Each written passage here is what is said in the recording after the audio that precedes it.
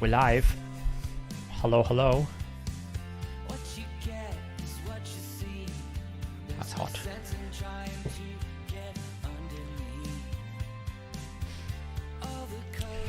Hello, hello. Everyone watching. How are we all doing?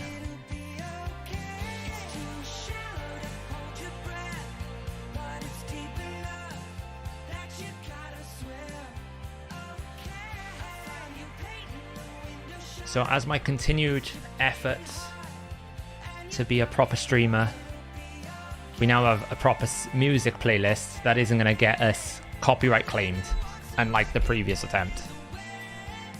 I am from Wales, yes.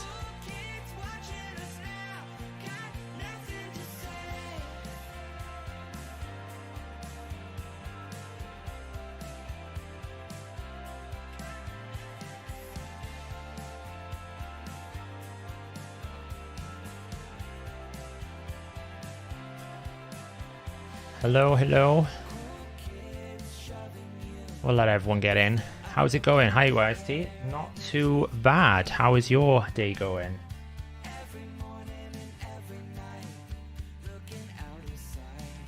Yeah, I am. So my mother is English, technically. She's lived here for like 32 years. So, but I still picked up some of the accent. So I've kind of like got a bit of a nasty Welsh accent. The more drunk I get, the more Welsh I get. No problem, Rich. That's why we're here. Hopefully, Jeffrey, you will learn some tips on the optimizer. That's the idea. Yeah, so I was going to do that, Stiko, but for the champion that I needed to do today, I needed to grind some masteries for this stream. So I kind of had to burn a bunch of energy. But good thing, it's a ×2 Minotaur tomorrow on a non-personal CVC, so it's a good time to do Minnow in CVC if, like my clan, you're not going too hard. Come on now, Wolfie, you probably teach me more than I teach you, let's face it.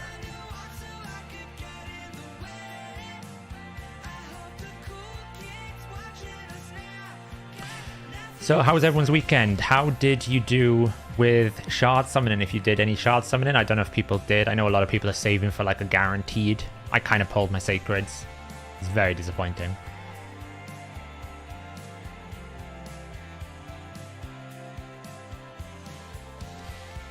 So this is my second one, YST. I had to kind of delete the VOD of the last one because I picked a Spotify playlist that was royalty free. But apparently it wasn't royalty free and I had a bunch of copyright claims.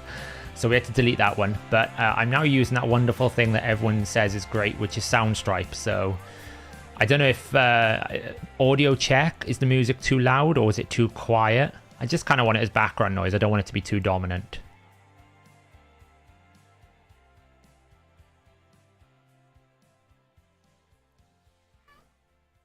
What up, cat? Just have to bribe the cat, otherwise we won't get any peace and quiet here. There you go, have some treats. Go on.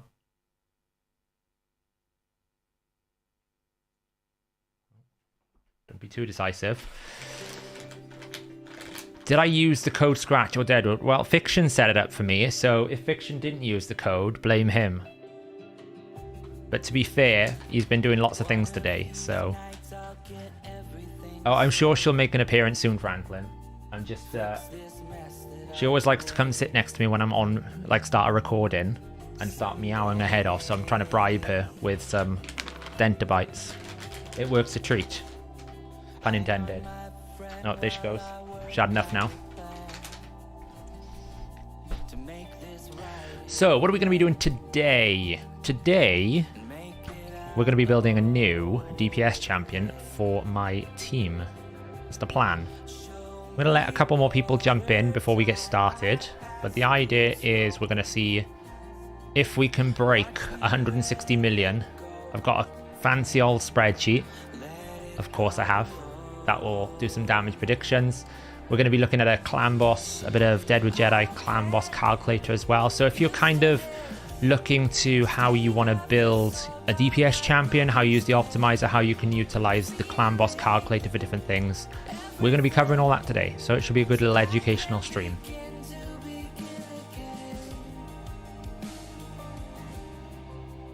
No, Jintoro is staying, so it'll be in my 5th slot. So my current clan boss team is this team here. This is my standard clan boss team, but the Alika spot is kind of free, because obviously Jintoro is going to give us all the main debuffs, decreased defense, weaken, get block damage from Demitha, and then it's like a standard Demith, you know, Myth ARS comp. I did get a 2-star on my Demitha now. We're working on the blessings to get them up. We're still quite far behind, you know, we need... I'm not so worried about the Jintoro one because he doesn't really gain anything from getting up to 6-star, but it'd be nice to get the 6-star Seeker and some more on Alika and more on ARS. Yeah, social zeitgeist, I probably butchered that. This is a bit of a Q&A session as well as an education session. Make use of me, ask me questions. I'm here for you guys. Obviously, if I can't answer the question, I'll try and find the answer, but you know, don't ask me how to solve the world's problems, but I can solve some raid problems for you. And the rest, Alika can hit like 600k. Urtikata is an actual great champion for clan boss. If you can get the right team around her, you don't really want to bring another poisoner. She's kind of like a passive poisoner. If you can build the team right around her and get that hex out enough, she's a great champion. Hey, Mullet Reaver.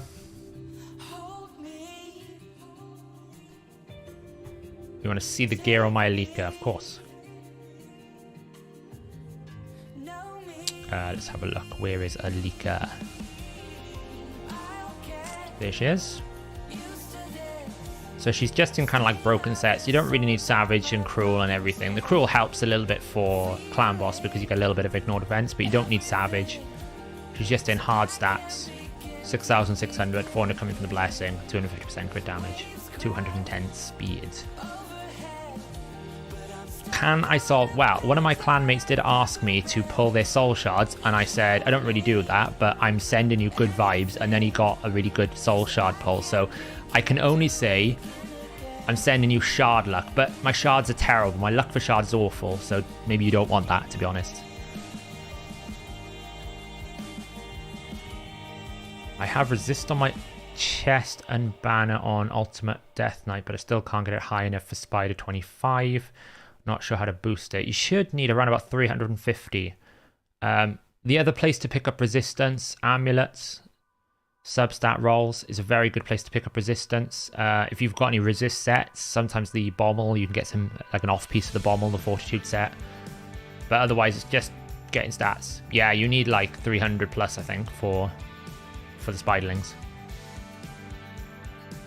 But, I mean, it depends what team you've got. If you're running at 25, I'd imagine you're running a HP burn. So if you're running a HP burn, do you really need that much control? Maybe you just run some crowd control instead of trying to tank the spiderling poisons. Something like an Astralon. I think my Spider 25 team is that at the moment. I need to change it up because I've now got Crippling Graal, which is probably a better one. But I'm pretty sure you can just run Spider 25 here. Where's my team? There. See, I just run an Astralon, so the idea is Astralon comes in and stuns everyone. Like, I can run this quickly.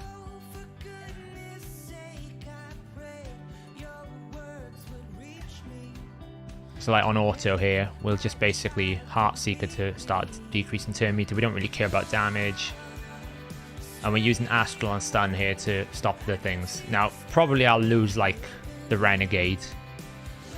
It's not perfect, this team. I actually need to improve it. But it's good enough, basically. You can see how it's going to work in a second now. He's going to probably get another chance to get a stun. Reset. And then it burns down, eventually.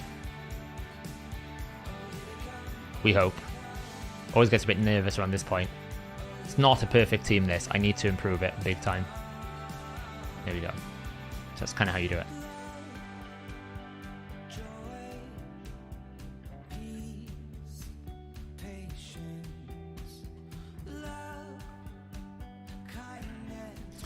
So, we're going to be building a new champion. With my current team, I cannot quite breach the 160 million, so that's the goal. You can see I did 147 today. It's actually in kind of a bad affinity for Jintoro, so that's a bit of a negative today.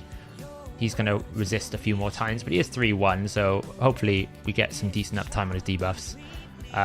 It's a pretty good affinity for the other two, and for the champion I'm going to be trying today. Seeker's going to suffer as well, but again, he's on hit damage, so...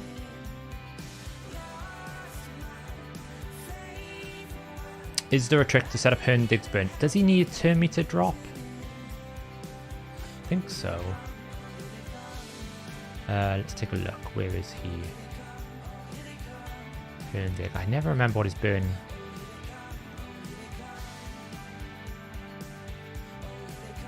Yeah, so you need a low turn meter. The HP burn has to be below 30%, so that's probably why. Mullet Reaver, the way cruelty works is, say like I've got my Seeker here, right? My Seeker's at 5-star. You can go up to 15%. If I have, for example, say like I put it on Deacon. Deacon would only be able to go up to 10%. So they can both work together to get to the 10%. But as soon as Deacon gets to 10%, he can't go higher. Only Seeker can. So it'll go up to effectively the highest available one, but only the champions that can do that will be able to do that. So there's no benefit really in having multiple cruelties, because eventually you're going to stack it together.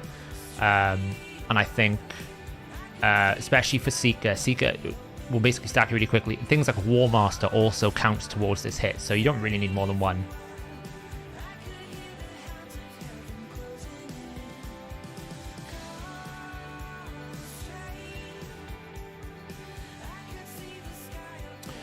So, the champion we're going to be building today is not really a new champion.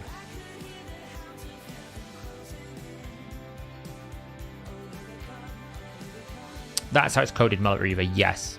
It's up to the highest amount, so they can work together to get to the highest of the other one, but as soon as one person hits the cap, then the other person's the only one that can take it higher. Once the boss or the target hits the 15% cap, they can't like double up or anything. It's only one like total summary.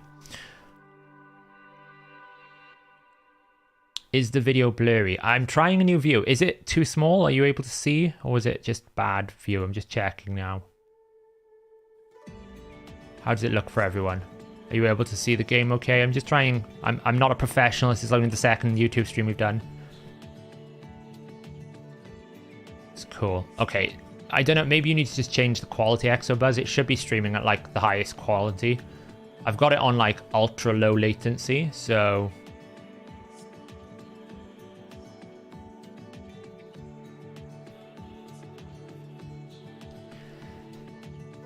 Hydrax, we are building a new DPS. So as I was talking before I got distracted. It's okay, I like questions. We were building a replacement for Alika. Hi Ghosty, welcome. We're going to be building a new DPS champion to try and see if we can break the 160 million. We're going to be doing it through the optimizer. We're going to be looking at some calculations I've got in advance to see the difference. We'll be looking at some comparisons with blessings as well. So the champion I'm going to be building is Lord Shazar. Now this is not new. People have done Lord Shazar and Clan Boss before.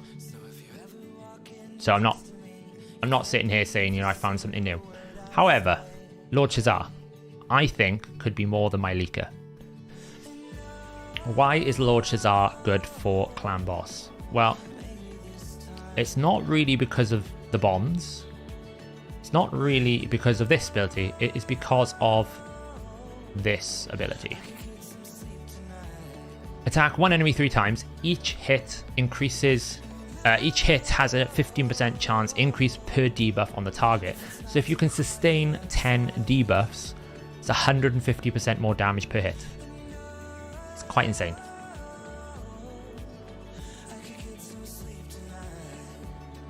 It's quite insane. Oh, am I not centered?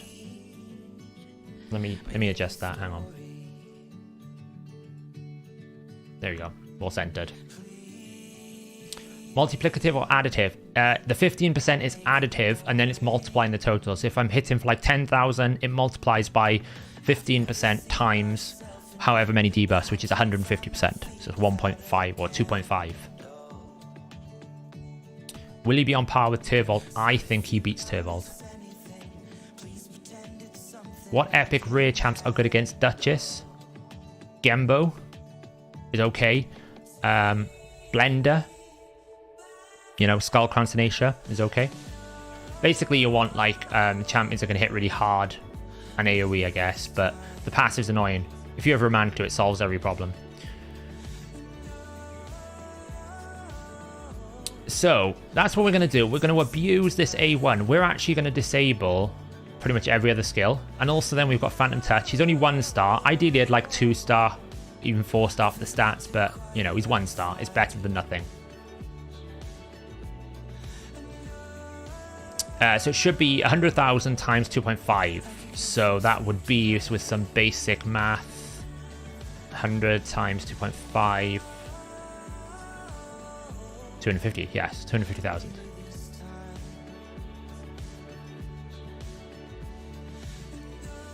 Okay, so the first thing we're going to do is we're going to look at the speed tune. Now, I don't know how well this is going to look on stream because it's quite small, but we're going to do this. So I've put the speeds in here. The speed range, how do we use the calculator here to kind of work out speed ranges? Well, if you open the calculator, you can basically see that by turn 6, I fall into a tune, because basically turn 6, 7, 8, 9, 10, 11, 12, 13, 14, and so on, they all kind of have exactly the same turn meter, exactly the same turn order, exactly the same skill rotation. That's how I know we're in what we would call in tune. So all we can do is we can mess with this until it breaks. So you can see if I go to 204 or 203, it kind of falls apart. So that tells me the base that I need is 204. But I always like to be a little bit higher than the base. I can go up as high as sort of 213. I could probably go a little bit higher if I wanted to, but generally you don't want to go too high. There are going to be relationships and ratios in here that you probably won't see, but I'm going to aim for somewhere like 204 to 210. So that's kind of like my speed range. Oh, sorry guys. I'm not a professional streamer. We do this. Let's try that again, shall we?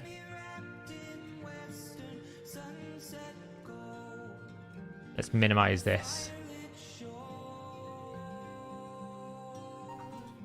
Professional streamer, not.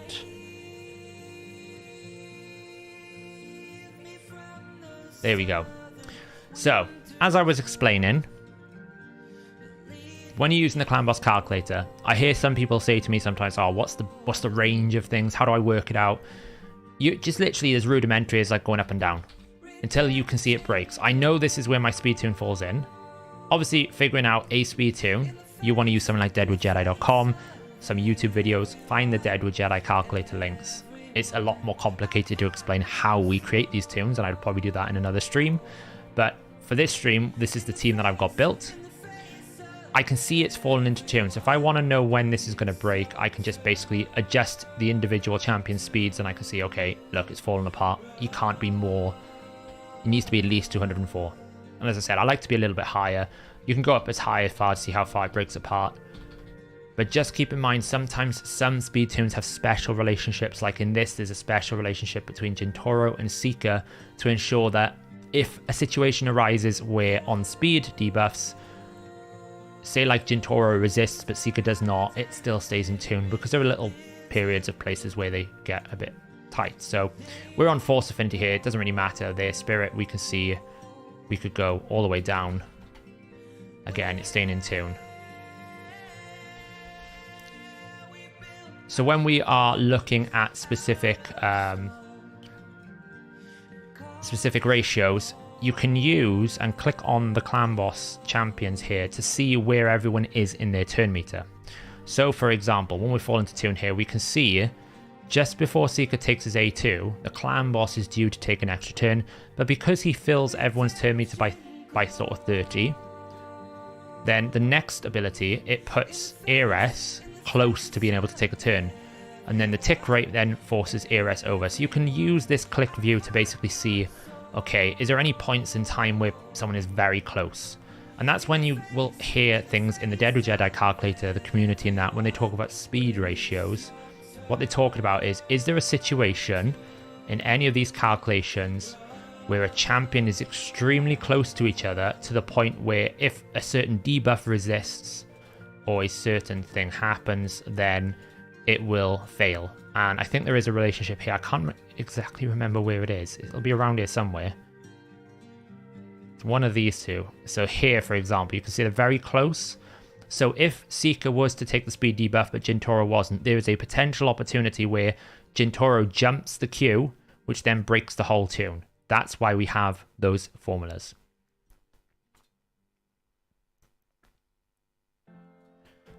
Does Lord Shazar have Phantom Touch and proc on each attack? It can only proc. It can proc on any attack, but it can't proc more than once because obviously it's got a 1-turn cooldown. So it means that it could proc on any one of those attacks, which means it's more likely at a lower star ascendancy to happen, but it has got that 1-turn cooldown. We are in the winter now, so tea and wool is out. Old man Saf.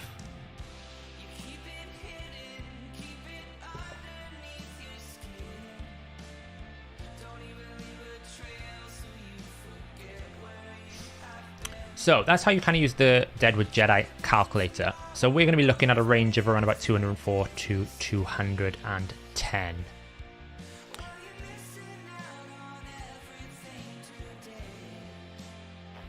Magnar's good as well, Brian. Magnar is great. I don't know if there's any other epic damage dealers I would use. Fenax. Fenax is a great option. Yes, Rudica. It can only proc it once, but it can proc it on any one of those. So if you've got like a 20% chance, then you've got 3 attempts at that 20%. It's pretty good. Is the HH Optimiser affected by Great Hall progress? Yes, it is. It will include your Great Hall. But it shouldn't affect speed because there isn't any in there. Obviously, if you've got Faction Guardians, that is also included.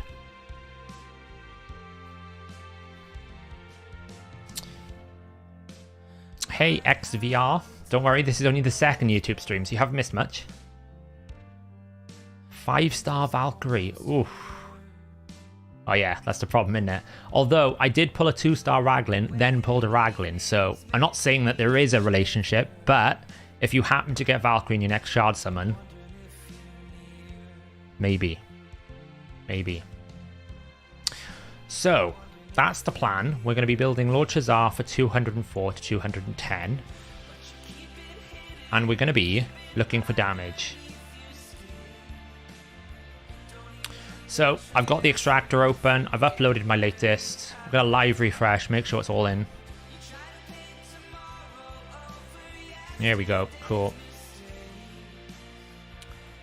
Let's get in this view. So where's my Lord Shazar?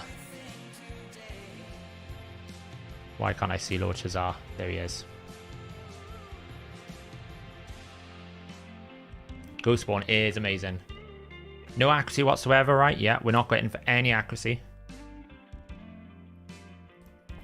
Is Fenax better than Farrakhan to combo with Geo and Clan Boss? Probably not. I'll be honest. You get the decreased defense. You also get ally attack and you get some poisons. I would imagine Farrakhan is better.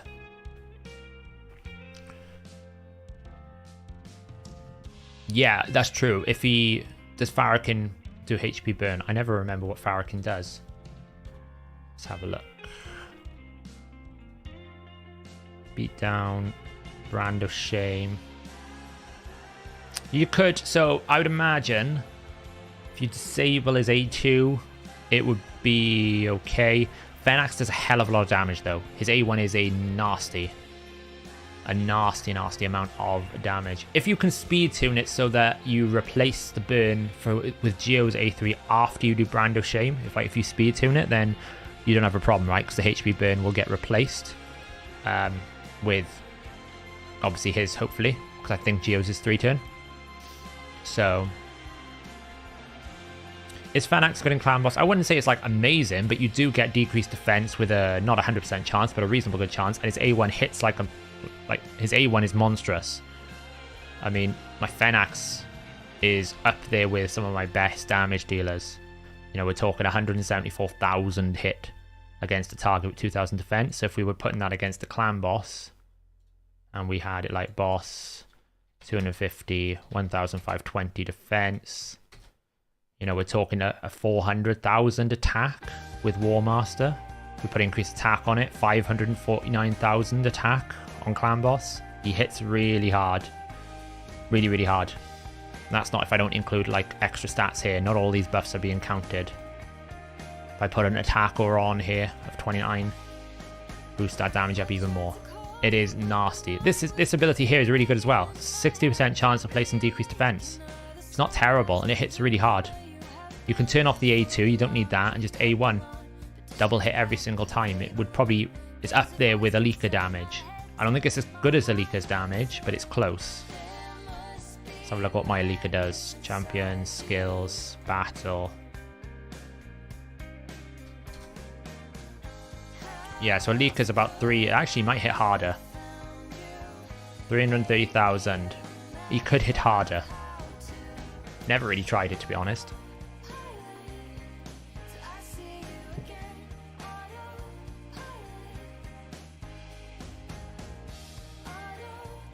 If I run him with Ninja, would it be any good? Is Fenax with Ninja? I don't see why not, if you can support both in your team. Yeah, so I've learned apparently there's no way to really stop spammers other than put it in sub mode only. So I believe that's the only solution. I need to check with some other people who do this regularly on YouTube, see if there is a better solution. But at least subscribing is at least free. Yeah, there's no cost to it. It's not like Twitch where you have to sub and like it's a bit like following on Twitch, right? It doesn't cost you anything. So for the purposes of just getting it set up at the moment, this is better. I think it's okay. It's, you know, I don't really want to force people to subscribe if they don't want to, but it is free. What about Nethril? Nethril is probably one of the best poisoners in the game. I really like Nethril. I think I don't have him built. I should build him at some point, but you basically just run A1. That's all you do, and just keep stacking poisons up.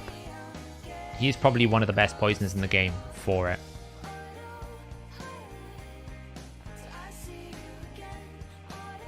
Paid Helicath with Kale, Venomage, Farrakhan throws in an unkillable team. Okay. Yeah, I think you should. I would probably replace Kale. I'd probably replace Kale with someone who can do Weaken. Ideally. Because Weaken is 25% flat damage increase across the board. All your War Master procs, everything. Apart from the debuffs like HP Burn and Poisons, it's a flat 25% increase of damage. It's a lot. So replacing Kale with a Weaken would be a good idea.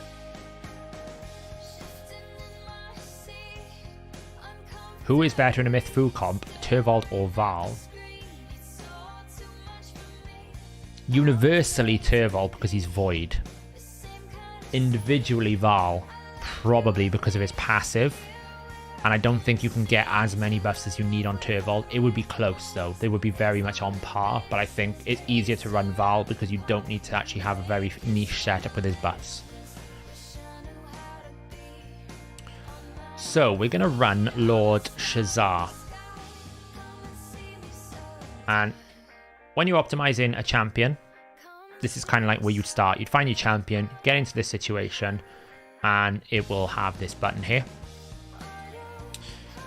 You hit optimize, and we want to be, ideally you want to be on GPU optimizer. It'll give you the better results if you can do that. On this screen, we've got some things we can set. I'm just going to reset it so that it'll show you kind of like what you start with. No, you'd want Farrakhan Geothor because you don't want to lose the decreased defense. Unless you already have decreased defense in your team. I think Val's really good in the right situations. I'm going to be doing a guide on him, so keep an eye out for that. Do I think they'll come out with new blessings soon? I don't think it will be soon as in the next quarter. I would imagine it'll be within the next 3 to 6 months. I could be wrong though. We're still waiting for the next Hydra upgrade. That was meant to be like months ago, so I don't really know where that's coming from. So you get in this situation, you probably always want to include equipped artifacts, and then you've got your default masteries that are currently on your champion. You can change these dynamically without changing them in the game. So I know I'm going to be running crit rate, crit damage, and because I'm running block damage, there's no value in the defense tree for me. Normally you would go down the defense tree, you would basically pick up things like the counterattack masteries. That's not really going to benefit us in a block damage team. So kind of don't really care for that. Now, I need to keep off Steadfast because I want to make sure that the clan boss picks either my Lord Shazar, who's DPS, or Jintoro to stun. I can't have it stunning any of my other champions. But I don't really need the accuracy, but I do want the Lore of Steel because I want more damage. To be honest, for Lord Shazar here, there's less value in the secondary tree. The main value is in the first tree. We're obviously going to go War Master. We don't have that mastery here because we don't actually... It's not relevant to the optimization. The War Master will do damage regardless of how you build your champion. Yeah, there's meant to be Ultra Nightmare, Hydra, and a new head added, so probably new rotations. Am I going to get into account coaching or stuff? I haven't really figured that out at the moment. I'm still kind of like feeling my toes into the streaming kind of circuit. For now, I'm just trying to do like themed streams. Probably have some chill streams like playing Lord of the Rings online. I started playing that again and different things. But it could come to the point where we're doing like live coaching, live Q&A and stuff like that.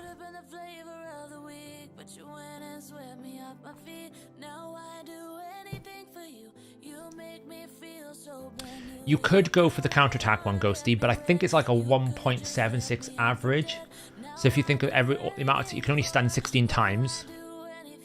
So of the 16 attempts, it's like you only get like one of those or two of those counterattacking. It's not worth it. I'd rather take the more guaranteed damage if I've got cruel sets or if I've got speed sets or something to basically get a better build, and Lore of Steel will give me that. Giant Slayer. For sure, Mullet Reaver, Giant Slayer. If you average more than 2 or average even 2 attacks across all your abilities, you should go Giant Slayer. It's more variance on 2, but definitely better on 3. Don't they counterattack with block damage up? They do counterattack with block damage up, but it's just such a low chance. So once we set up this tab, cool. I can choose whether or not include locked champions. This new feature here, which I think we've added in the last month, include required artifacts regardless of lock status. What that basically means is if in sets I basically say I want bolster, then sometimes I won't want to include all my locked champions, but I will want to make sure that the potential artifacts are available for that set. I want all of that set included, but just those artifacts. That's what the second option will do. So it will basically say, if there's bolster pieces on any locked champion, include them, but only the bolster piece, not the rest of the kit on that champion. And sometimes that can be useful if you're doing very niche sets like bolster, savage, lethal. In this instance, I'm not. I'm just going to do a first attempt to see what I can get, but that's what that setting does there. So when I go Giant Slayer on Helicath, his A1 counterattacks a lot. It's a double hit, this one potentially yes.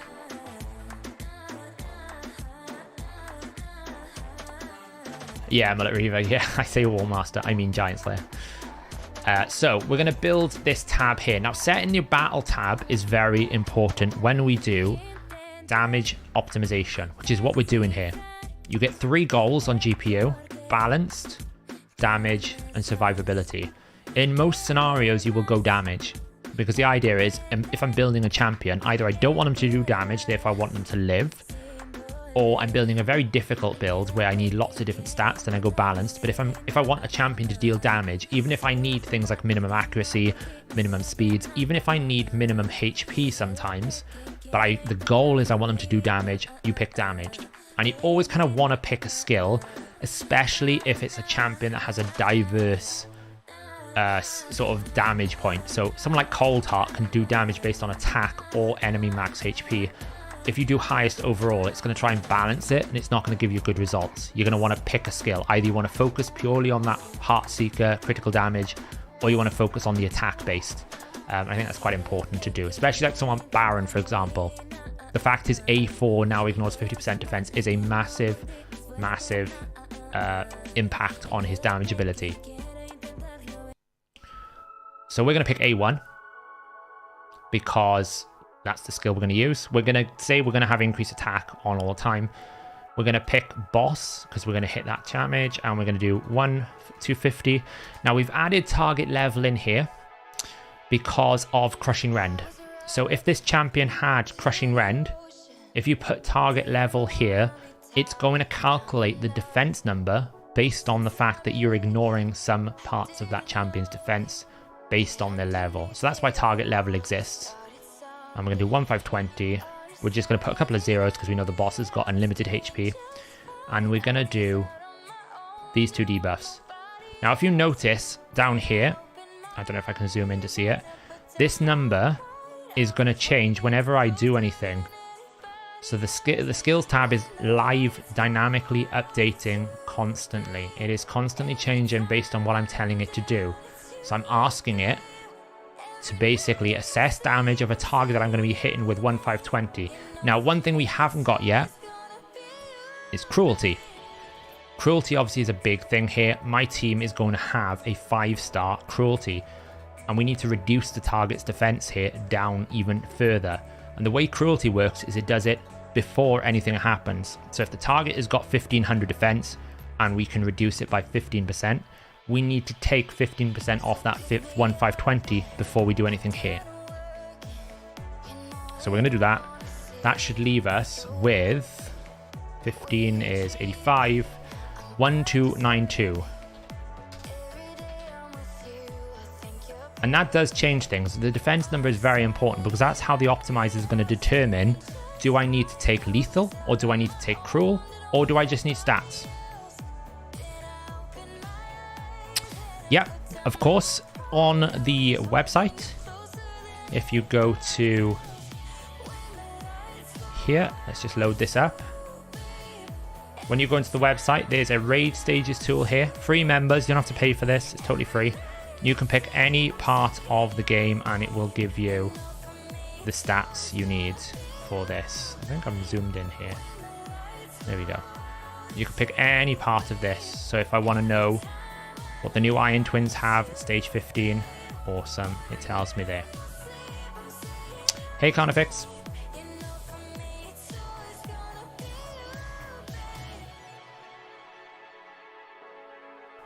Hydra gear is one of those things. What difficulties do you hit in YOLO? You need to be hitting like kind of brutal to really get a lot of good gear. How stat intensive is it to build a traditional team for Ultra Nightmare Clan Boss that lasts 30 turns? It's less about the gear. Just turn the moves down a little bit there. Less about the gear and more about the champions you have. You need to have an ally protector. You need to have decreased attack and a reliable setting. And you probably need to have like a base of about 3000 defense. If you can hit those 3 and get yourself in a good flow so that the ally protection is covering both AoEs, then you should be able to last to turn 30 with reasonably average gear. Guardian set helps. Any sort of, healing, you obviously need either leech or lifesteal for obvious reasons.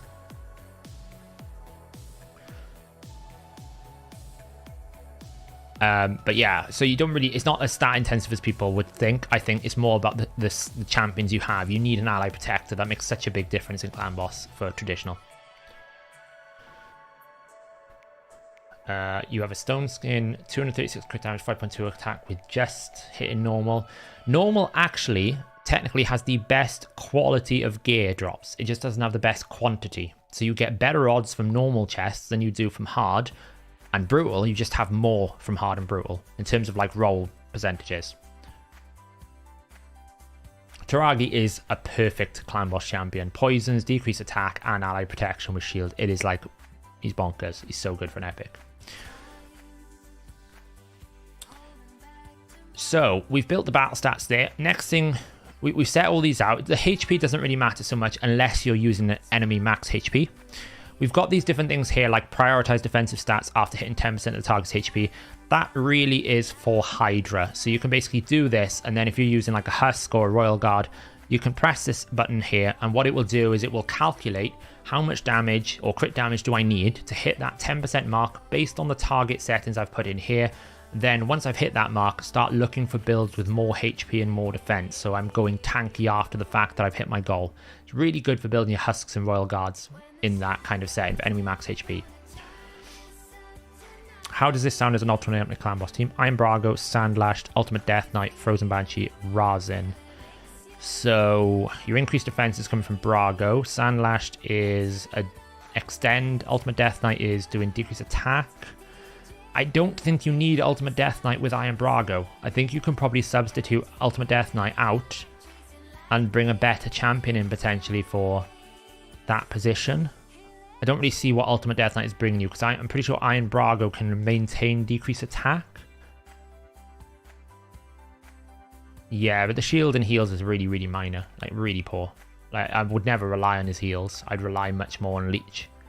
Like, that would be a great champion if you can bring a Leech in there instead, because then you don't need lifesteal and it frees up a lot of your build. Whereas at the moment you're probably going to need lifesteal on everyone, because I don't think Ultimate Death Knight's heal is strong enough to be able to sustain it. Certainly the shield's not good enough. Deliana could do it.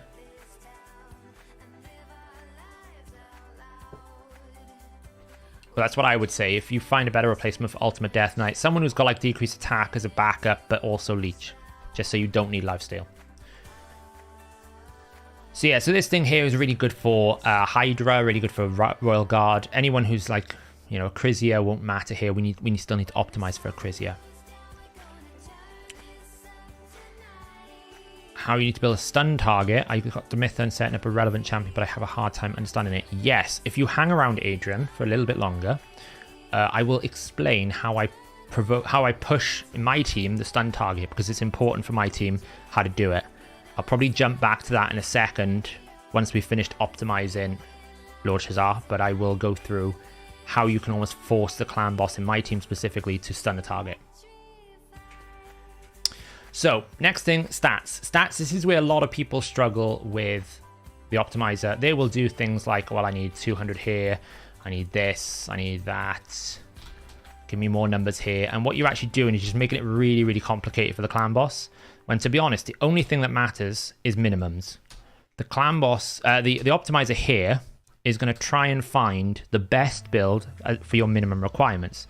So if I say I need 204, it isn't going to then go and get me a build with 300 speed, because it's going to find me the strongest build based on a minimum of 204 speed.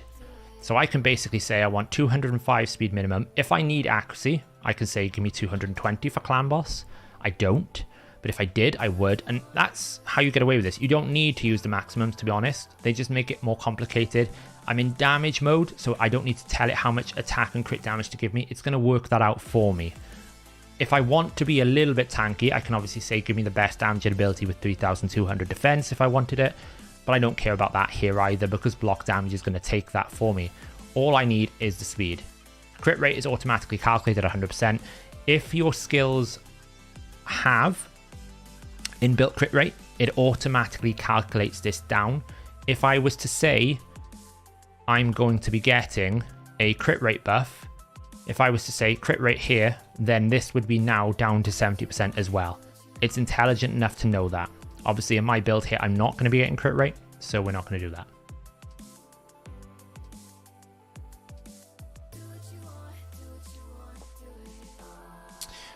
Is there a workaround if you can't use the GPU? Yes. It just means you're going to have to manually work out a few things yourself. So for example, if you're going to have to basically give yourself kind of like the minimums you need for the damage range. You're going to have to tell it what sets to use. You basically have to ask it to give you more. It's a bit more awkward. Like if I come out of this, it'll reset everything. I'll show you afterwards how I would do it if you didn't have a GPU. It's a lot more awkward. You have to feed it more information.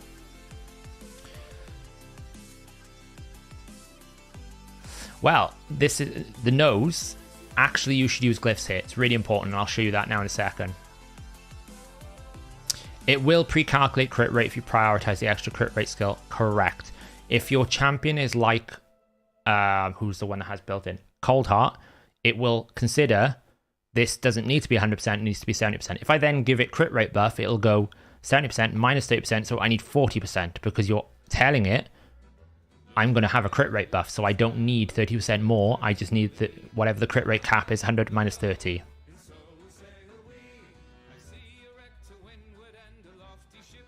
Yeah, you're right, cool. One of the things I want to do, and it's something on my list, is to basically change these and basically re-record them as like mini snippets on this channel. So basically, you know, these are so out of date now. It's on the list to do, but you can see how far the optimizer has developed, to be honest, from the old way we used to do it. I need to go in and explain all of these things in detail. that's kind of why I thought this stream would be quite good for people to kind of learn a little bit at the same time, but it should be built into the app. We do need to also have like a little tutorial when you first come in here as well. It's totally a fair criticism. Ghosty, no, it calculates it based on the skill you choose. So if he's got 30% on every single one, whatever skill I've chosen, it should calculate it. If you do highest overall, I think it should also include it, but I'm not sure.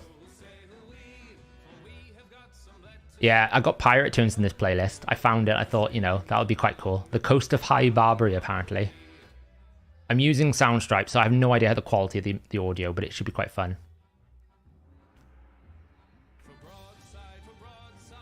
Yeah, that's fair as well. It requires a write-up. What are you doing, cat? Nobody wants to see your tail on stream. Okay. Will you get out of the way? Come on in, look. If you want the chair, what do you want? You're interrupting the live broadcast because you're trying to destroy the chair. There you go. I said she'd appear. Show cat. She doesn't like being on camera. She actually doesn't like people apart from me, believe it or not. Right, so...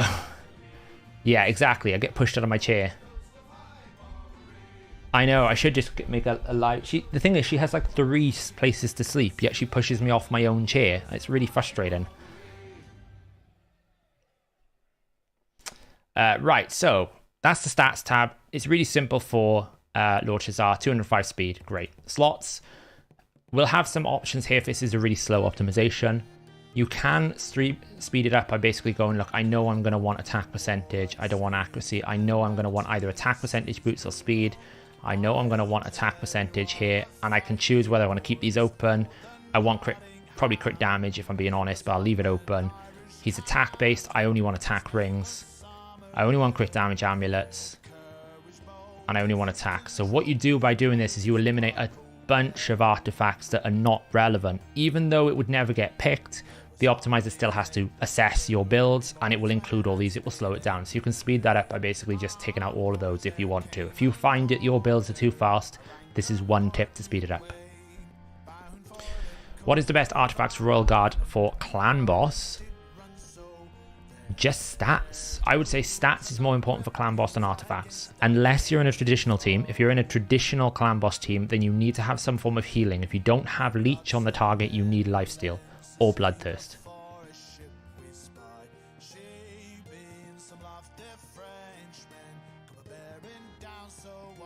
100% cool. That's the problem. It's one of those things that it always gets pushed back, but it does need to be done.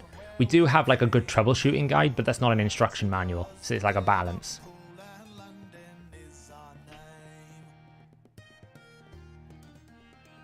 I don't know why, but when I turn on your stream, it sets it to 144 instead of 10. I'll have to Google why that happens. Why it does that. It should be streaming at the highest possible bitrate or whatever. I was told it was. I'll be honest.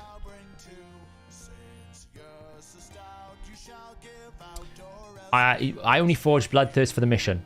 That was the only reason why I made it. And I forged it in case there's a really good piece. I have some odd pieces that are really good rolled, but I don't keep any of it because it's a really starter kit. And by the time you actually need it, it's a bit late in the game anyway. So we've done that. Next tab here is sets. Now, generally, if you're doing damage mode, you don't need to say Savage, but you can if you want to. You don't have to. It'll work it out for you. Like, I know for a fact in Clan Boss, I don't want Savage. I'm going to have split sets, but you can do that.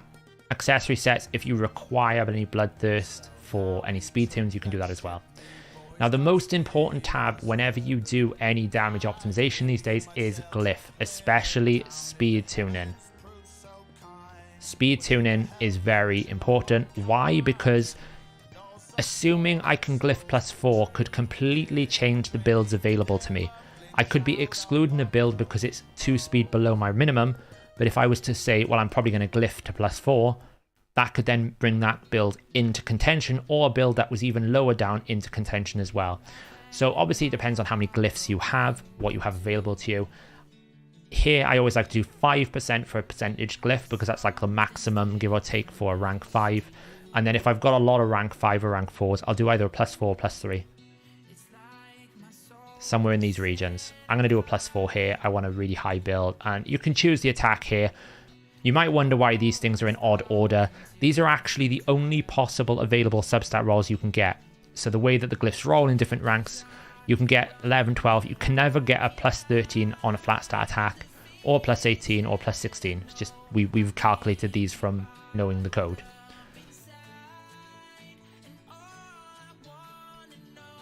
So one thing we will be doing on quick start is basically having like assume we glyph to maximum +4 to make it easier. It's one of the things I always planned to do, but I just never got around to completing. Like advanced is really for like the person who really wants to go mental and pick specific slots with specific roles. Most people will just get away with saying a +4. That's the actual stat, Helder. So I want to basically say glyph up to a +4 speed. So if I only wanted +1s, if I just do +1. So it's the actual stat I gain.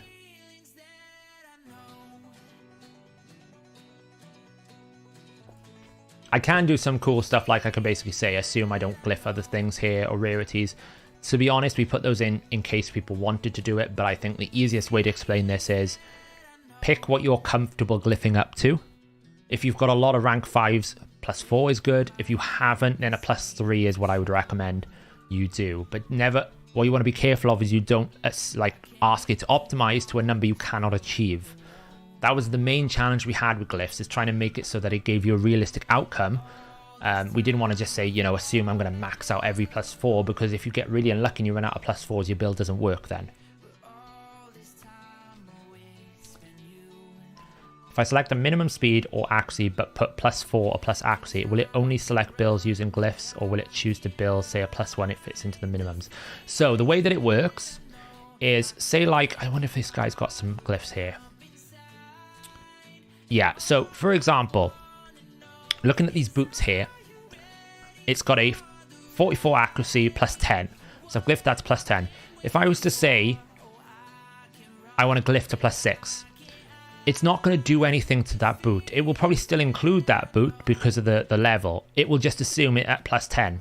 However, if that was a speed piece here, I've asked it to go to +4 speed, it will assume and calculate as if this was a 5 +4, not a 5 +1. The accuracy would just be 44 +10. The other thing it also does is if it's got a rank 5 piece and I've said I want it to glyph to +6, well, obviously a rank 5 can't go above 5. So it will assume the highest possible rank that it can glyph to, even if I've told it to glyph higher.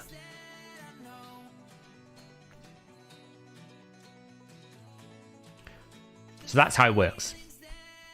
But it is really important because it will change the build. I'll show you what I mean. So if I reset this now, and I basically say, okay, give me some builds.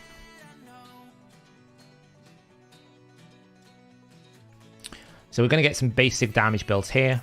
Pretty good.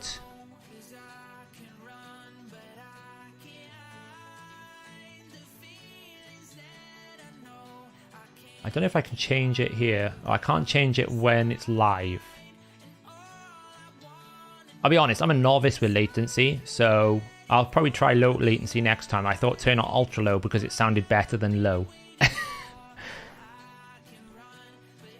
So we can see the top result here. Now, the good thing, if you're a premium member, obviously I'm not saying you need to be, but if you are, you can compare the damage gain here. So you can see the top build is going to give me 100,312 more damage, and it is doing it based on realistic targets. Because I've set the battle tab, it is calculating this based on 517 defense against a target of 517 defense and 200 million HP. And it's calculating the extra books, it's calculating all the different effects. What it's probably not calculating is the debuffs. It is probably calculating this as our system defaults, and for debuffs, it's coded at 3. One of the things we want to do long term is being able to give you more control over the way things affect it. So things like Robar is a great example. Ideally, we want to give you the ability to say, I've got a control debuff in here, so this will calculate an additional 1.5 times attack, because that's how Robar works. And here we probably need a counter that basically says, you know, I've got 10 debuffs on the target. This will then change this calculation here. One thing I forgot to do is put an aura in. I'll put the aura in here. I think I get a 2.5% boost, so that's like 29 points times 1.025. So that should be like 29.7. So we'll just call that 30%. So as I said, we've got, this is the first result, 5732, 257% crit damage at 206 speed. I didn't tell it to Glyph at all. So now what I'm going to do is I'm going to tell it to Glyph. I'm going to tell it to do a +4 speed and a +5% attack. I'm going to re-optimize. So we had 5.7, 250%. We'll see that the builds will drastically change now.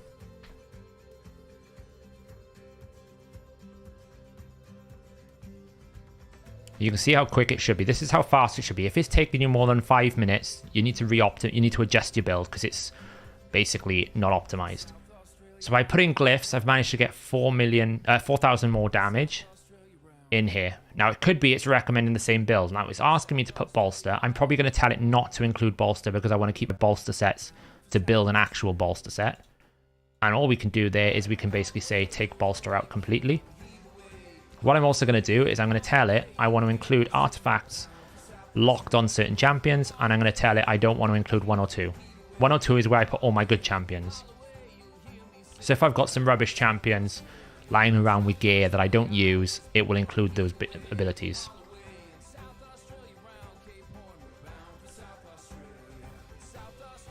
Hey, Wicked.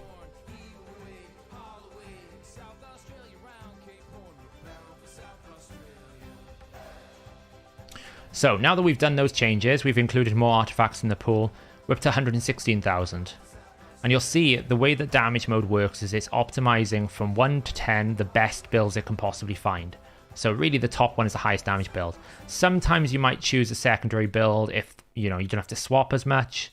Maybe you want to pick that. Sometimes there's different things, but that's up to you. But generally, if you want the highest build, it'll be the first build available.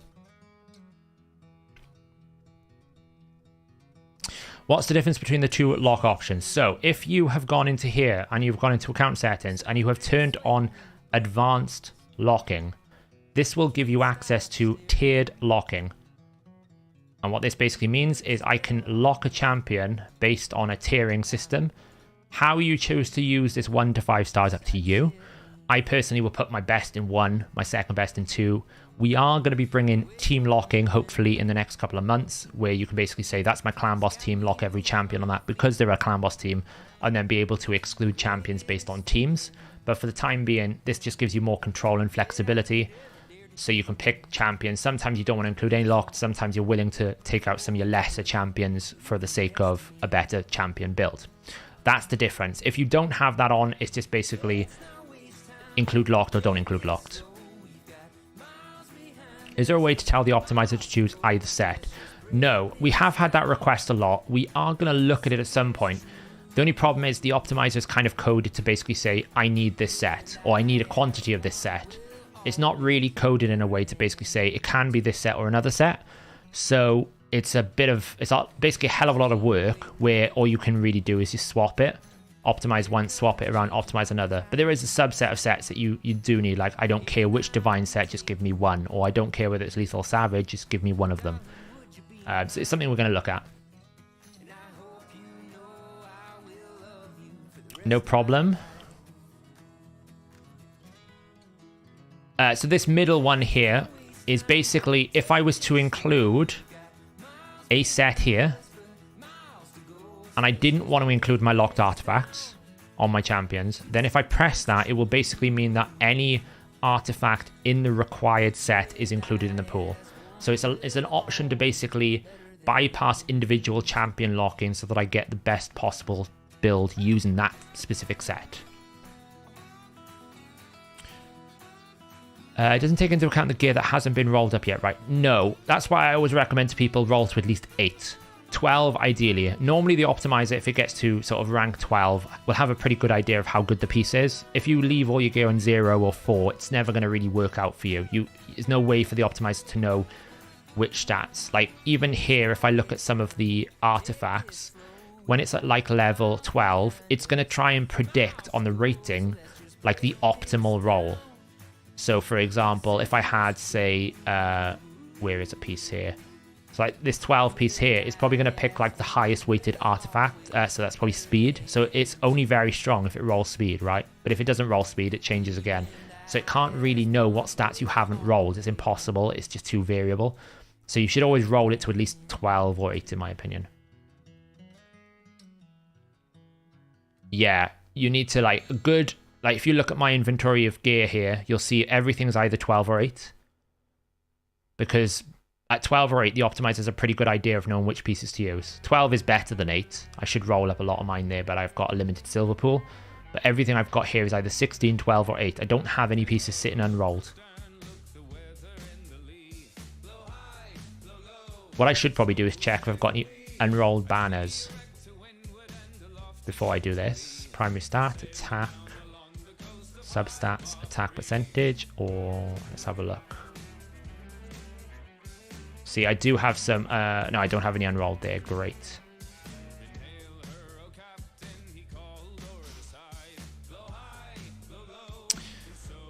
So what I'll sometimes do when I'm optimizing is if I kind of want some more control, I'll pick my accessories manually. So I know, for example, I want crit damage and attack as a substat. I don't want accuracy. So in terms of an amulet, the best thing I can possibly get is crit damage primary stat and attack substats. Nothing else is going to improve my damage. So I'm looking for those pieces here. So I can look and try and find something with the best possible outcome for me.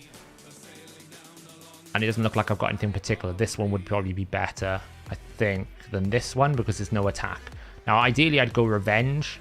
And ideally here, I'd be looking for like a retaliation artifact set. But I don't have good retaliation and revenge for this faction, basically. That's the downside. And again, rings, I'm looking for basically attack on attack percentage in the ring slot. And I got some pretty good options here.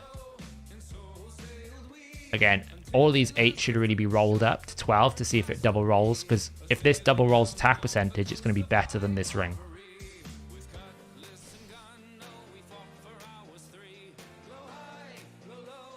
No worries, Woods.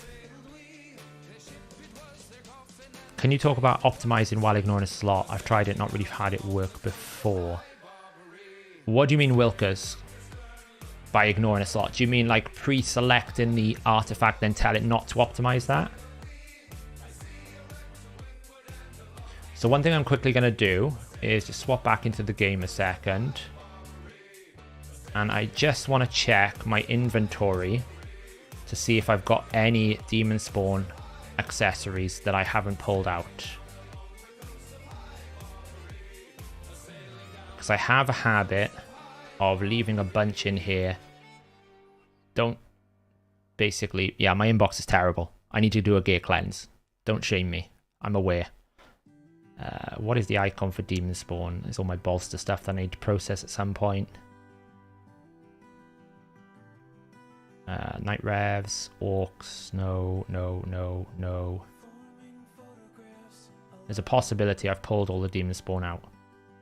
I'm only looking for epics, like there, for example. Just in case there's something really powerful in here I haven't rolled yet.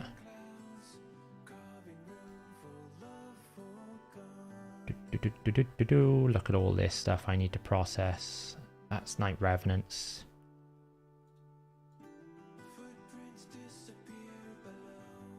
Have we got any more in here? It's pretty bad.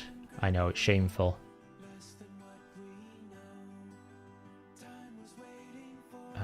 Orcs, Night Revs. Oh, there's another banner there. I've run out of gear space. Oh, my inventory is so messed up. I need to do a proper gear cleanse. I might do it during the thing. It's pretty bad. Let's see. So I need demon spawn rolling.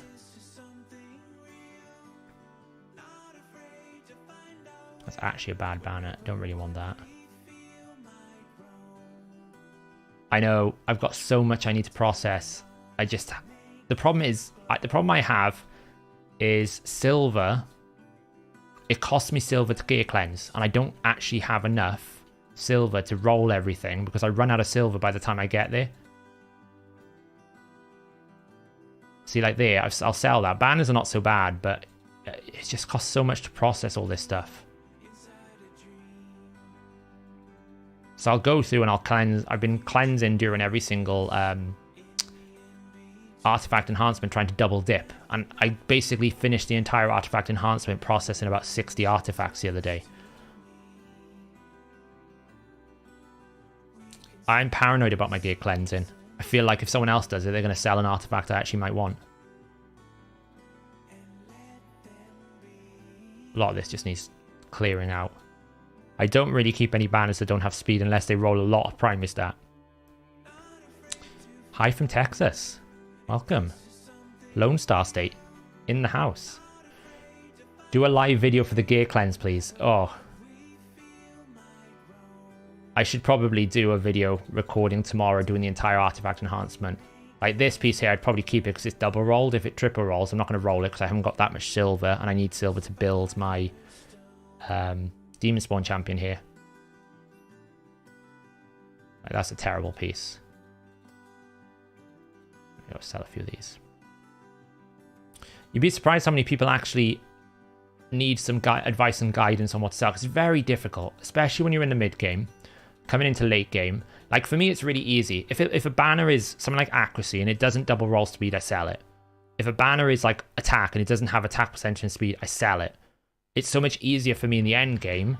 It's just time to process it. Whereas in the mid game, you're kind of like in that position where I might actually need a banner with 1 roll on speed, or I might need a banner with this, and that might improve things. And it's actually quite difficult to make that judgment call.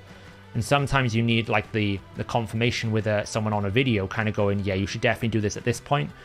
The artifact ratings are there to kind of help, but you should never just like trust the artifact ratings. And when you're in that kind of like transitional period, when you're going through different difficulties, like different progression states, it's actually quite difficult to make a call, I think. I struggle even now sometimes to kind of go, should I just sell that? Especially when you consider like revenges in the game now, refresh, cleansing, stone skin, and these aren't like something you can just farm.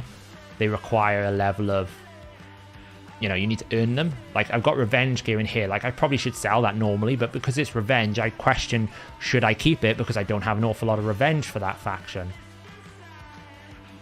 One tool I really want to develop for the community is basically a gap analysis for the optimizer, where it will basically tell you, you know, hey, you probably need to keep more of your attack percentage rings in this faction because you're a lot lower than in, say, another faction. That's something I really need to build for the community, because I think a lot of the times it's hard to actually know, like, how many rings you have for someone. So, like, for example, in my Shadowkin, I actually don't have that many defense percentage rings with, like, a defense prime and defense percentage. I think I have, like, a 1. Now, until I actually check that, I'll never know. It's really hard. Videos help though, because you can just skip sections, right? You can just move to different places. Right, what do we got here? Resistance. See, this would be pretty cool if that was attack. This is why I wanted to keep this. This quad rolls attack. Of course, it didn't quad roll attack, so that's an instant sell. And this is where gear cleansing is slow, because you need to actually roll it up. Because if that quad rolls attack, it's one of the best things I could possibly have. But if it doesn't, it's utterly useless. So the good news here is we don't have any good things to roll, by the looks of it. All of these are rolled up. Let's just check attack flat. Damage. Yeah, so the thing you've got to be careful of, Stiko, is, like, I've spoken to a lot of endgame gearers, and they have such extreme requirements that it wouldn't fit for the majority of the player base. Like, I spoke to one person, and they basically said if a piece that's designed for damage has resistance on it, he will just instant sell it. He won't even roll it. He'll just sell it because it's got one resistance substat. Not even roll, just on the piece. You know, they're very, very extreme. For the majority of people, if you manage to get a crit damage Savage Glove with 2 rolls in crit rate, it doesn't really matter what else you get, because it's still pretty good. But for the high-end player, that's still an instant sell, because it's got 1 resist, so it's lost some damage potential. Hey, Mikhail. Yeah, chill, hang around. That's all good. That's what I'm here for.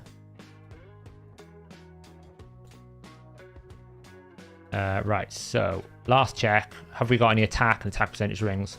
So these are the type of things. If people sometimes ask me, you know, what should I keep accessory-wise? Rings should always be this. I keep these pieces because it's got attack with attack percentage. That's questionable whether I should keep that. Attack with attack percentage. This is kind of a sell for me because it hasn't rolled attack percentage.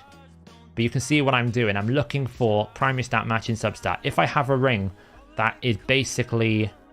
See if I can find an example here. Have I got a piece that I don't need? Refresh I kind of keep just in case, because sometimes it doesn't matter. Attack percentage. Have we got a piece at all? No, we're not going to be lucky. Look at all these pieces. See, this is how... You would think my gear is not cleansed. My gear is actually pretty good. I'm only keeping really good pieces. Just I haven't... I need to go the next level now and start deleting things that I actually really will never use. You know, that piece there is probably a sell. That's probably a sell, but I don't have that many of them. But you basically are looking for pieces where... If I do this... And we go to something like... This. This is a classic example of a ring you would probably sell because it's an attack ring but doesn't have attack percentage substat. If this wasn't refresh, I'd sell it. But because it's refresh, I'm keeping it just in case I need the refresh. Do I have revenge accessories for Shazar? No, because I went and got Yakal. So I'm kind of like a bit behind on the revenge gear farming. I haven't been very lucky on that faction. I have on some other factions. I've got some absolute crazy pieces for revenge and other factions, but for Shazar, not so much. But like, here's an example of what I was saying. Like, sometimes you don't realize how little you have for a faction. If I say, oh, they really need to fix the lag here. It's awful. If I go to defense percentage and defense, and I look at, say, Shadowkin, these are really poor for me because none of them are rolling defense percentage. So it's like my worst ones. Like, I haven't rolled this piece yet, but I hope that would roll there. How can you expand to 1500 pieces? You can't. It's stuck at 1300, that's the maximum. And to be honest, I'd be afraid if they increased the accessories any further because it's so laggy at the moment.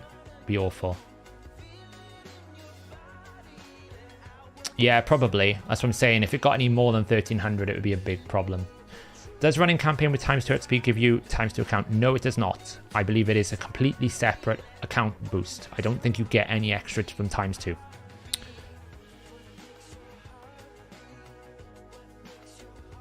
Yeah, I don't think it needs to be honest. You're right. I think, to be honest, I just have to be a bit more brutal with my gear in the state of my account or build some more champions, basically. My problem is I'll often go in and I'll take a piece off one champion and then, like, 2 months later, I've got about 13 champions with, like, one piece missing here and one piece missing there. So, anyway, back to where we were. Let's just jump over from that. So, I'm not going to select any of these. Now, if this was particularly slow, just opens back up. If this was particularly slow, like normally when I'm doing a damage build, I go all the way to 100. Normally this is a problem because if I start building this now, when you increase that bar, what you're basically asking the optimizer to do is include more artifacts. You can see how much slower it is. The quickest way to speed this up is to select your banner.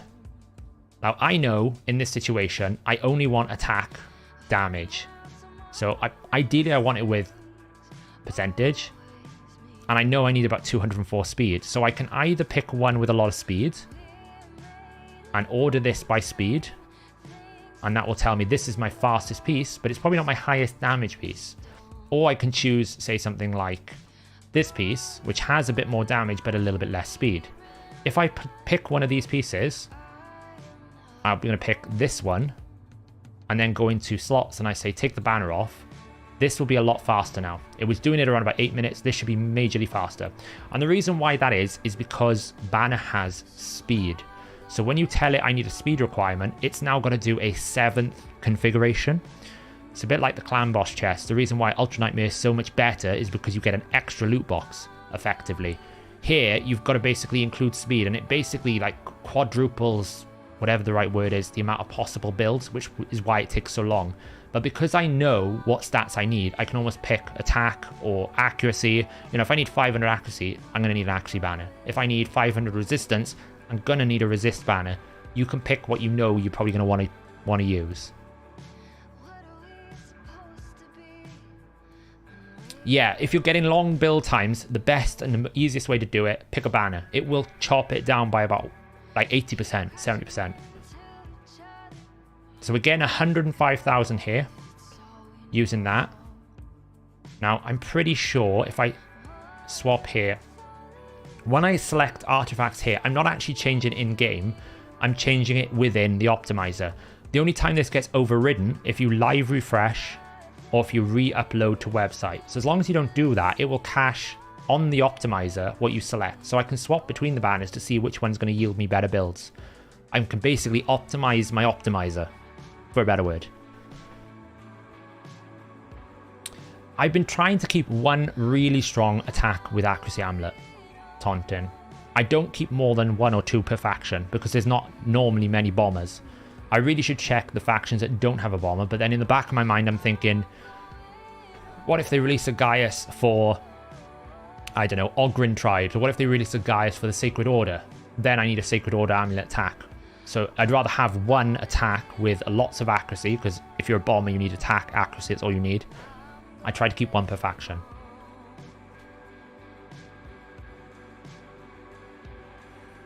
So we can actually see, using the premium settings here, that actually it's better to go this build with this banner here. This banner is better, even though it doesn't have attack percentage. It's giving me more speed, which means I can find a better build. Now I could, if I wanted to, push this up. And let's see if that changes my options. So you can see I'm not just going optimize once, give me the results. I'm tweaking it. I'm finding different ways. I'm balancing. I get like an initial idea of how strong it is, and then I'm just checking different ways, different configurations to see if going slightly higher on the glyphs is going to be worth it or not. Is it going to give me a significant damage boost, or is it only going to be 1,000? That's what I'm checking. Ogrins do have a bomber. Is it Galcut? Actually, the Ogrins have 2. They have Galcut and Grinch. But they're not very good bombers. And War Mother. Yeah, actually they have 3. That's kind of nuts. Didn't really think about that. War Mother's the best one. War Mother's good just because her on-hit damage is really strong as well. So you can see adding an extra speed hasn't really improved my damage. And I would imagine if I was to change it back to this banner, it wouldn't make a difference either. So I'm going to go with a +4, +5 attack. Find me the best build. And we're going to see what we're going to get.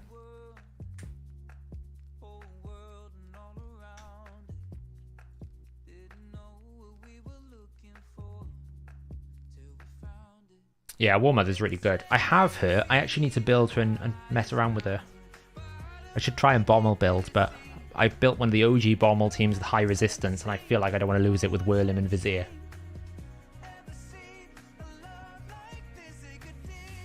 Yeah, building Shazar. We're just waiting to see what the build's going to be, and we're going to try it. And then we're going to have a math explosion before I actually run it. It's going to be fun. Really good looking. I mean, she's better than what's the other one? Good, a Bogbro. Good lord, I hate that champion. I got 2 of those. Right, so it's actually recommending me split sets. This is where the optimizer's saying your defense number is so low. And this is because when you get to like 15, 20 defense, after you've done cruelty, after you've done decreased defense, you don't really need any more ignore defense over just raw stats. I'm going to be doing a video this week probably on like damage reduction percentages and how it actually works in line with the Baron changes, because I think it's really important. It's something I actually changed in some of our damage grading as well. So I think when you get to this point, you don't need ignore defense. So therefore it's recommended that I don't have ignore defense, basically. Are you back again, you cat? Okay. So, yeah, she's back, claiming me. So we're going to build this now. I'm just going to swap the gear on my other screen. Luckily, we don't need to upgrade too much. Yes, but I don't think I've actually gone into detail in terms of like the impact of damage reduction at different points. So like, obviously with Baron changing, he's going to go from like 100% to 50%. Now the difference is, when I was doing damage calculations, I didn't include things like Savage and Lethal in my calculations because everyone gets the same. The problem is damage reduction is not linear. Ignore defense is not linear. So a champion with pre-built 50% ignore defense and then a further 30% is going to gain a lot more on a target with 4,000 defense than say a champion with just 30% ignore defense. It's actually complicated to kind of just say as a snippet. It's really something that is actually quite important to understand why certain champions like Krutraxa's A1 ignores 50% defense. You throw in an extra 30% and it makes a huge difference.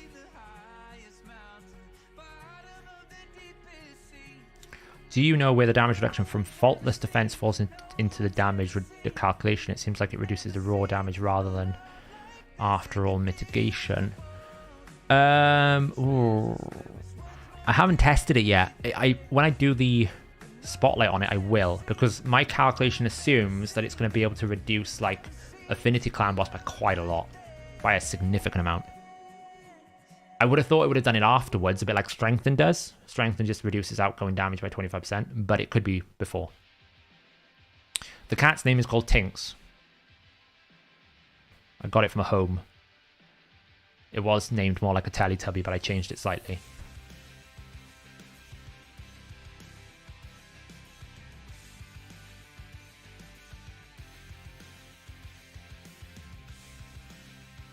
Yeah, I actually think it's really strong. I've always been a strong proponent of Faultless Defense, especially for Affinity traditional clan bosses. It's probably the best blessing for that. It's actually something I would consider maybe for the Infinity team if people really want to try and push beyond 1.1 billion is, can you put Faultless Defense on someone like Corpulent Cadaver, and that will reduce the shield damage lost towards the latter half of the run, which should hopefully give him more damage because his shield is scaled off damage. Might push you even higher. One of the issues I've encountered with the Optimizer is when it recommends, for example, a level 12 piece that hasn't got speed on it and it rolls. Yeah, I mean, that's the problem with not having 16 gears pieces. It's something you always need to keep in mind. Can a piece roll and cause you problems? Because it can. Right, where is that piece now? 18 plus 4. Oh, I don't really want to take that. Is that... Gotta find the piece now. Is it this one here? There you go. Yeah, 1.34. That's the thing. If you push these blessings, when I do the math bit in a second, and I show you I got like a clan boss calculated damage assessment. When you see how much blessings have a massive impact in the math, it's gonna shock you. Basically, it's so strong. Blessings are the biggest game changer for clan boss damage dealing in a long time. I think it wants that piece. I'm just building this off camera a second. I need attack percentage. Yeah, don't worry. I'm just swapping gear over my other screen so I can see what the hell is going on. Will that roll more? Potentially. Let me just see this. 12. No, it didn't. Should probably sell that, actually. It's pretty bad. Yeah, and the nice thing is it's a rare blessing mullet, so it's like really good. So that piece there. Okay. Right, just swapping the gear over, nearly done.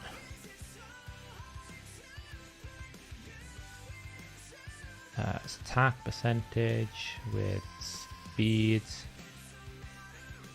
Perception, equip. What's the good blessing for Ultimate Death Knight? Where are you using your Ultimate Death Knight?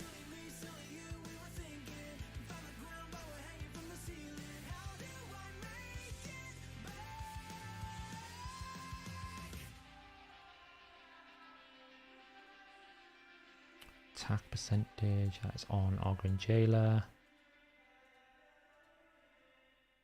Mostly in Dungeons and Clan Boss. Probably Brimstone then.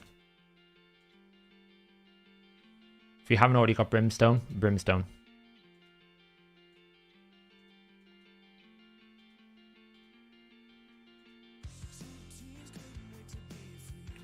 Resilience. I didn't want to touch my cold heart. Oh, that's a bit bad. I'll see if we can find another piece. Didn't really think of that. What's this got? Crit rate, crit damage, attack percentage. Take that off Skrunk.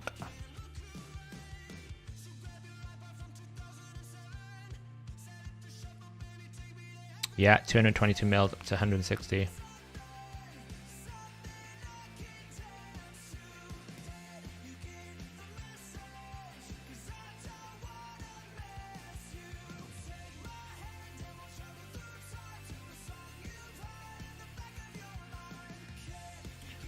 I'm just going to steal a piece of my Ultimate Death Knight here that I don't use. Stone Skin. It's funny how it recommends a 5-star. See, I mean, this is a classic example. This shield here, average. Now, most people would probably sit there and think, oh, it's 5-star, sell it. It's recommending this for a damage build. It's crazy because it happens to have a lot of crit rate. That's why I'm always a bit nervous about getting some other people to basically gear cleanse my gear. My gear. I don't really want to. I don't really want to lose pieces that are really good. So I need a piece that's got like 11 speed with crit damage and crit rate.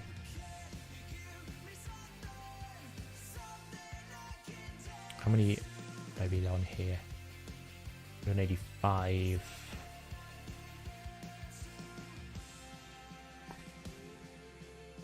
Let's just take it off Cold Heart. I can fix it later.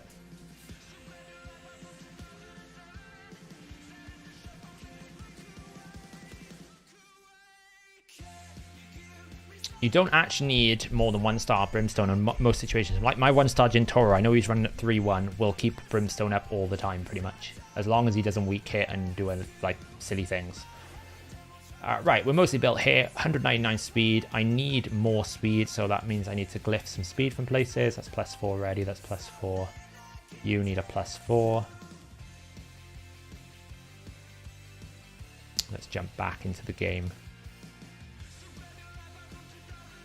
This is where you can make builds. Glyphs are the most important resource, for a better word, in this game, because it's what defines you being able to run certain builds and what you can't. I'm probably going to need a better one here. And it's going to use all of my speed glyphs because it's being annoying. How much am I up to? 202. How much will that give me? 205. So I'm a bit low somewhere. +4. Let's just give this a 6-star. Go on. That's better. It's not plus. Are we there yet? 204. We're on the base. It's a bit low, to be honest. I'd have preferred a little bit more.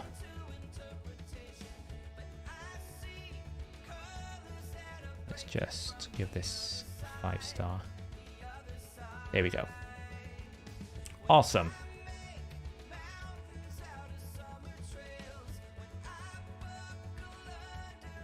You found Toxic to do more damage than 1-star Brimstone. It really depends on how you're using Brimstone. Because, like, my Gintoro is going to use 3-1 rotation, so therefore Brimstone is always up on the clan boss, and there's no way Toxic can compete with 8.3 million. But Toxic on its own is still really good. Yeah, with RSL Helper, I fear it's going to settle on my account. I've got this paranoia, so I've told it not to do it. Right, can we get any more damage out of here, or are we pretty much capped? Crit damage, speed, attack. Oh, look, we can get an attack percentage glyph here. 5%, there we go. Boom, boom. Boom, any more attack percentage. We've got to roll the ring and the amulet. Good thing there's an artifact enhancement event on.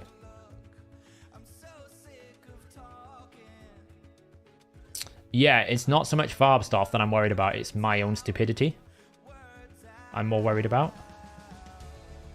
And I accidentally pressed the wrong button, not understanding what I'm doing, and sell my account. So I'd rather be stupid on one piece than stupid on all my pieces, basically.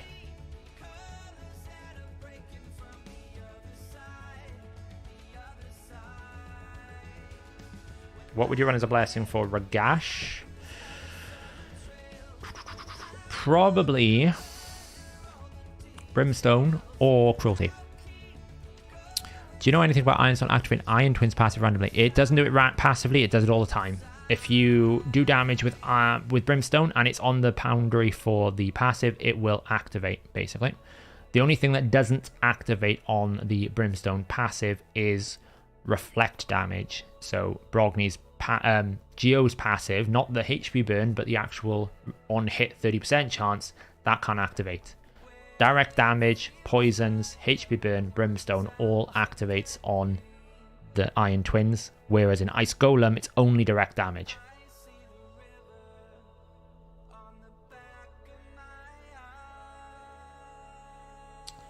Okay, so the only thing I need to do now is just rebuild his Masteries because they were set in a really old one.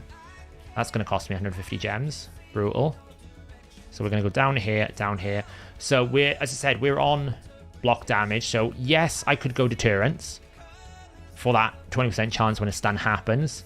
But that's only going to be like 2 attacks per clan boss run, and it's not worth it. I'd rather just take the consistency of Laura Steel. Now in this build, I haven't really got much, but I'm going to get 20%. So I'm going to get a little bit more from that 20% and a little bit more HP, which is irrelevant. This isn't my best gear. This is my good gear, but not my best gear.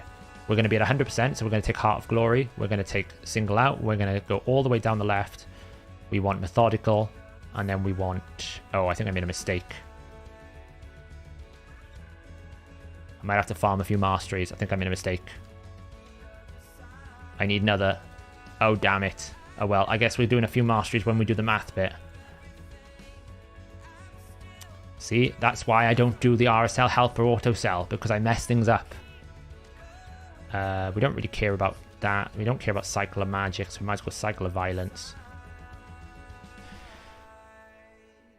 Do you use Raid Bro to map out your Masteries first? I'd recommend it. I do sometimes, but I know what I was doing mostly there. I just forgot I needed Giant Slayer, not War Master. Oopsie. It's fine. He's close enough. I only need another thing. We'll run it when I'm doing the math exercise. So where are we at? About 5.5k attack, 302% crit damage. It's pretty good.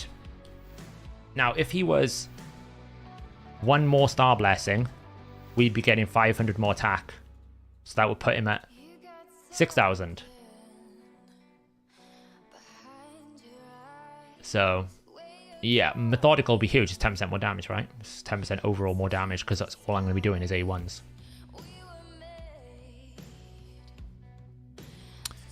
That's a pretty good build. He is fully booked, so we're going to get an extra, like, you know, was that 5, 10, 15, 25% more damage there?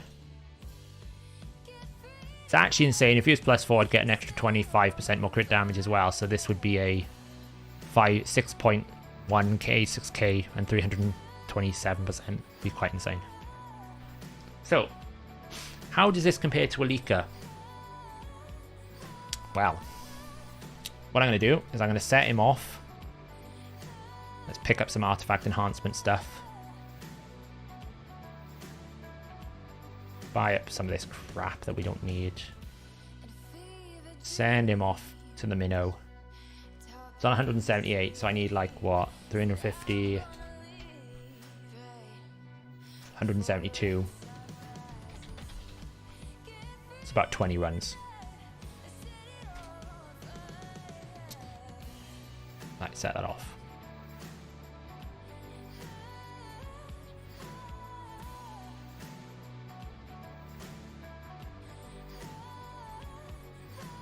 Helder, you want to see how much damage it's going to do, right? Well, while he's doing Masteries, we're going to look at some fancy old spreadsheets.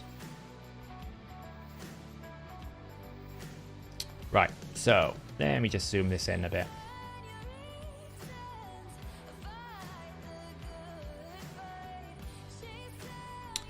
So, I've worked on this spreadsheet for a very long time. This spreadsheet is a full kind of damage assessment. It gives me an ability to predict the damage that I'm going to do. It's quite complicated. It's like, if I show you the damage equation, it might make your eyes bleed. Where is it? There we go. Look at that for a formula. Isn't that beautiful? It's a piece of art. I'm proud of that. I don't even know what it does anymore, but it's always right. It's beautiful.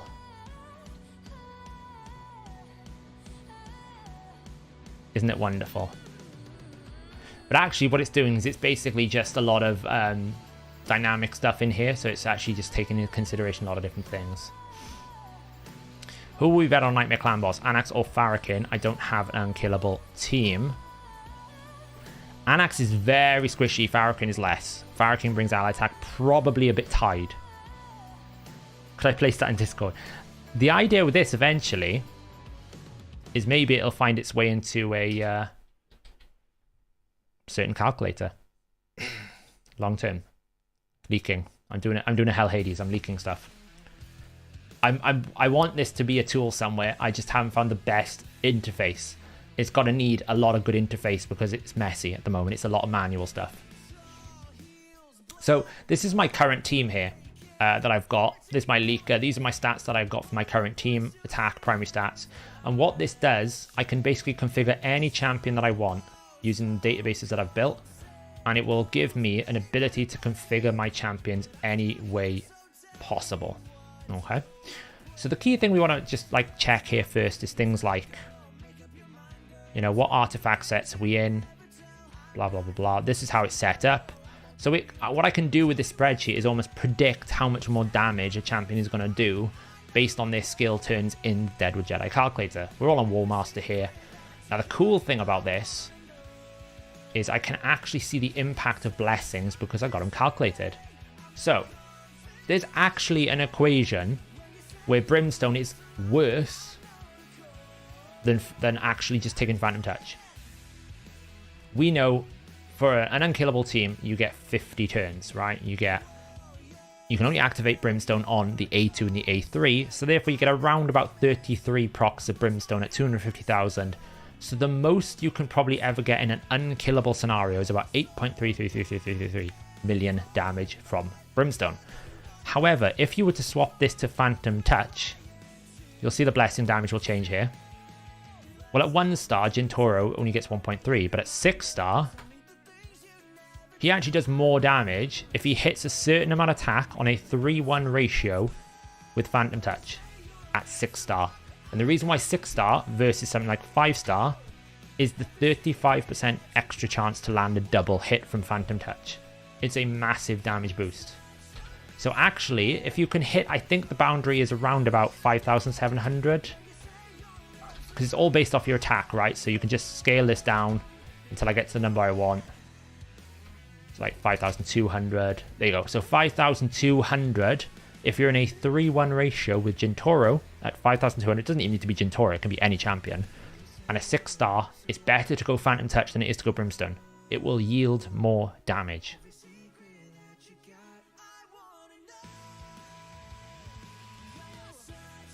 No, that's what I'm saying, Scott. If you can hit a certain amount of turns with a certain amount of attacks, a certain amount of attack value, Phantom Touch is better than Brimstone. Because what you've got to remember about Brimstone is it's hard capped. You cannot go more than like 8.3 million. You can't have more than 1 debuff. It only works on 2 attacks, and you can't have more than 1 up at the same time. So you're kind of hard capped with Unkillable. Whereas with Phantom Touch, if I can add more attack, I make more damage. The more times I attack, I can make more damage. It's always scalable based on what I can do. Can I put an attack aura in? That's more damage. It's all based off your attack value. So yeah, that's kind of like where we're at. But the good thing about this is I can basically swap between all of these. I can basically figure out, is the aura better? If I change the cruelty, it changes all my damage. So I can see kind of like, you know, what's the impact of a 5-star versus a 4-star cruelty. And you can see the difference. So a 4-star cruelty, skill damage is about 110 million in my team. If I put a 5-star in, it goes to about 112 million because it's an extra 5%. So what I want to do here is actually kind of look at Alika versus Jintoro. So Alika at the moment is predicted in this current build to do around about 39 million damage with a current 2-star Phantom Touch and her build here, which is 6.6 attack, 250% crit damage. Now we can look in Hero 1 damage. Now it's a bit zoomed in here. Let me zoom this in. And we can see that I'm like applying an aura. We've got that in here. There's a damage range. We're counting the cruel additional sets. She's got 1 cruel on, so she's ignoring 5%. That affects War Master. We've also got cruelty in effect, so we can see that the defense numbers drop to 1292, and we can see how it's affecting all the ignored defense. We've also set up the additional damage from Masteries, so we can see that in effect. And I've also got like a calculation here to kind of go, you know, based on an average build, how good is my build versus that? And you can see my build's roughly on par. It's probably got a lot more attack than it should have. And that's just kind of looking at, like, what should the estimated be based on good gear, not like insane gear. You can put all these in, and then all I do is I basically say, you know, is there an attack buff up? Yes or no? Is there weaken buff up? Yes or no? Is decreased defense up? Is ignore? Are we including the ignore defense? All of these mapped in, and then we basically set up the skill priorities, and we can see how it's all stacking up. So we can see the methodical stack is going up, how much multiplier, and it'll give us kind of like a rough estimate of damage per skill. So I can see how much it's going. Yeah, this is a game changer if people have access to it. Now, the biggest problem with this at the moment, I don't have a direct way of injecting the skill rotations from the Deadwood Jedi calculator into this Excel. And likewise, this, like, you have to manually type it out, which is where it's not ready for like public use. But once we have this automated, where you can actually get your optimizer potentially with the Deadwood Jedi calculator combined, with a click of a few buttons, you'll be able to predict, based on a build, how much damage that's likely to yield in your clan boss team that you've chosen. Is the music level too loud? Let me know. If it's too loud or too quiet, I'll change it. Does that Brimstone or Phantom Touch factor in the different stats granted? Yeah, no.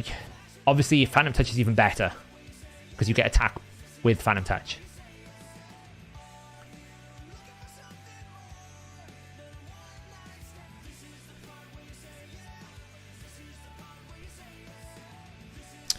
So what we're going to do here is we're going to go and change Alika. Oops, let me change this to Lord Shazar.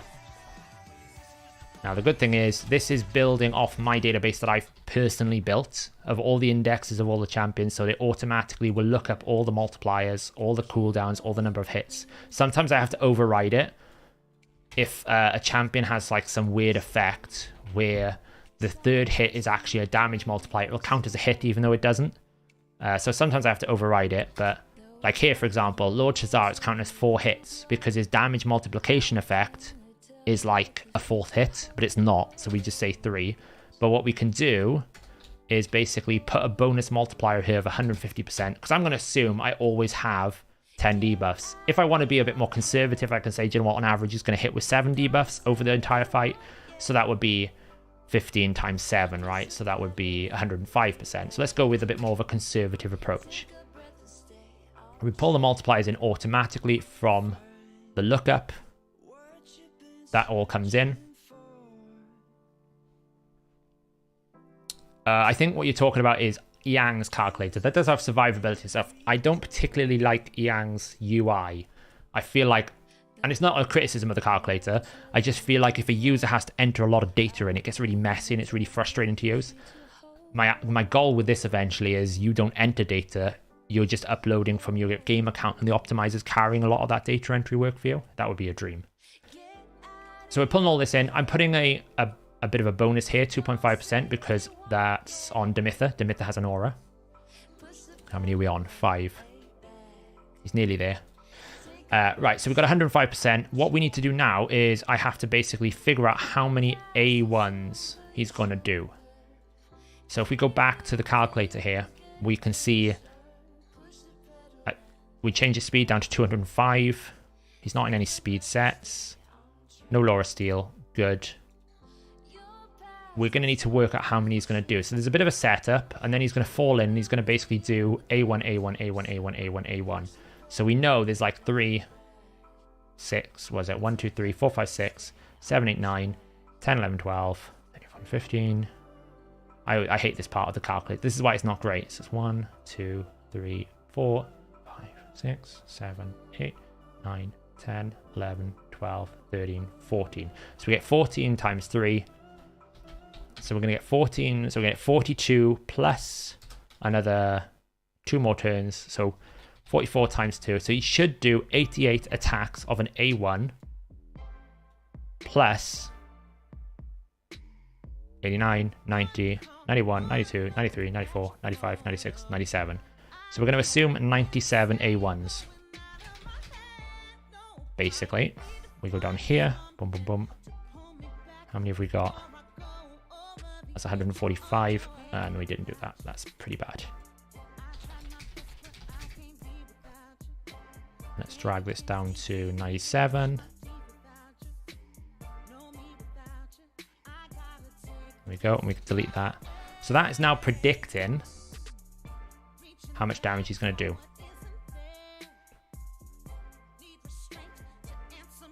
Do I have Law of Steel? You do have Law of Steel, I think. Maybe I'm wrong. I did, yes. Although it should make a difference because he's not got any speed sets, but we'll include it for accuracy. Good point. So we're going to do 97 81s. Now, obviously, it could counterattack if I had Revenge. I don't have that. Blah, blah, blah. 3 attacks, 1.3 multiplier. We're going to assume that there's 7 debuffs up at the same time. That's 105%. We don't have a Cruel, so I need to take that off. Because that is important. And he's not in any other sets. Cool. He has got Phantom Touch at 1 star.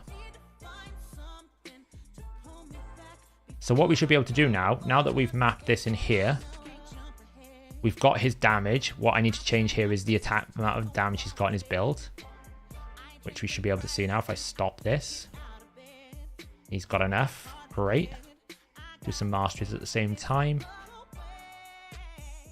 Just plonk in Giant Slayer. So he's got 5546, 302%. So 5546, 302%. Phantom Touch, 1 star. So Phantom Touch is not going to be great at 1 star. If this was at 6 star, it'd be a lot better. Now, it's not ever going to be as good as Jintoro because he's taking 1 whole less turn. He's only at 2-1. Jintoro's at 3-1. But at 1, it's still 5.9. Yeah, we need to change that as well.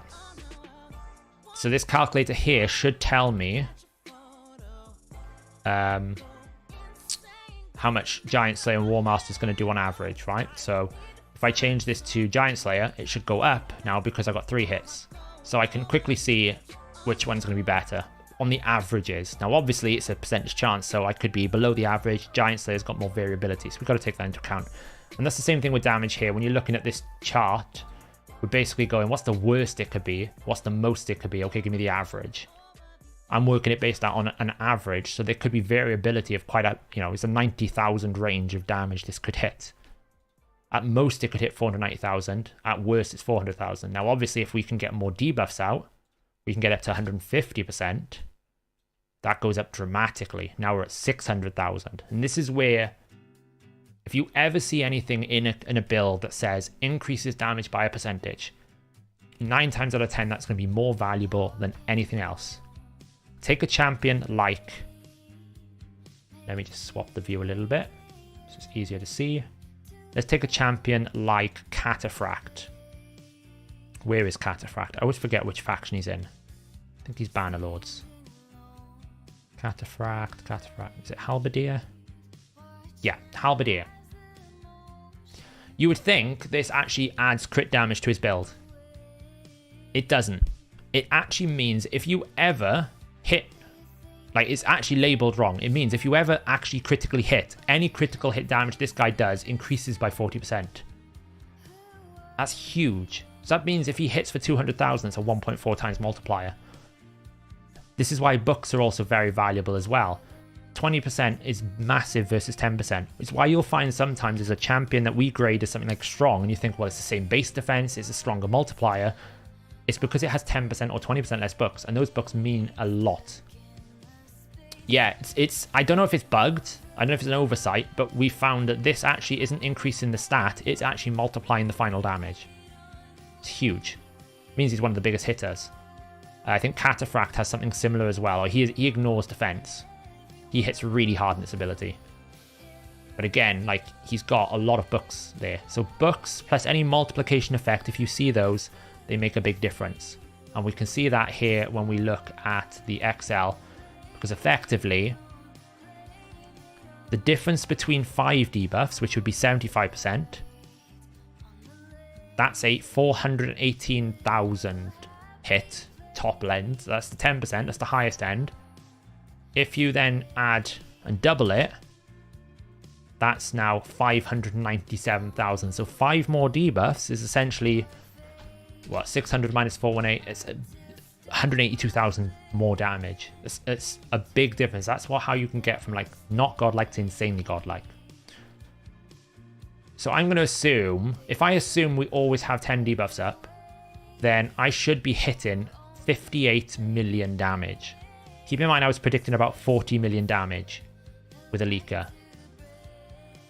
58. So this is where I think this could be good. We could get potentially another 10 million more here than Alika. And that's before we even start talking about Phantom Touch. Obviously, if we get that up, and we can get that up to 6, that's a hell of a lot more. It's actually not increasing that. Have I not included Phantom Touch in this damage assessment here?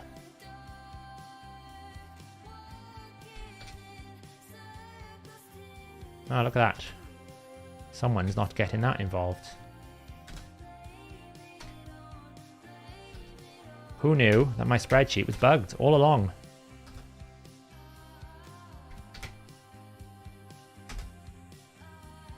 Here we go. What a mistake. What would raid community do? Well, I don't know. This is why I can't join the test server though, because all this information. How big is Candy under Veil? 40%. That's why Candy is so strong, because effectively, not only is the damage being reduced by 40%, like damage reduction as a percentage is a flat percentage reduction of damage. This is the same thing with why Strengthen is actually a lot stronger than increased defense in some cases, because it's a flat percentage taken off. When you boost his damage by 1.4, that's just like adding 40% more book damage. It's insane.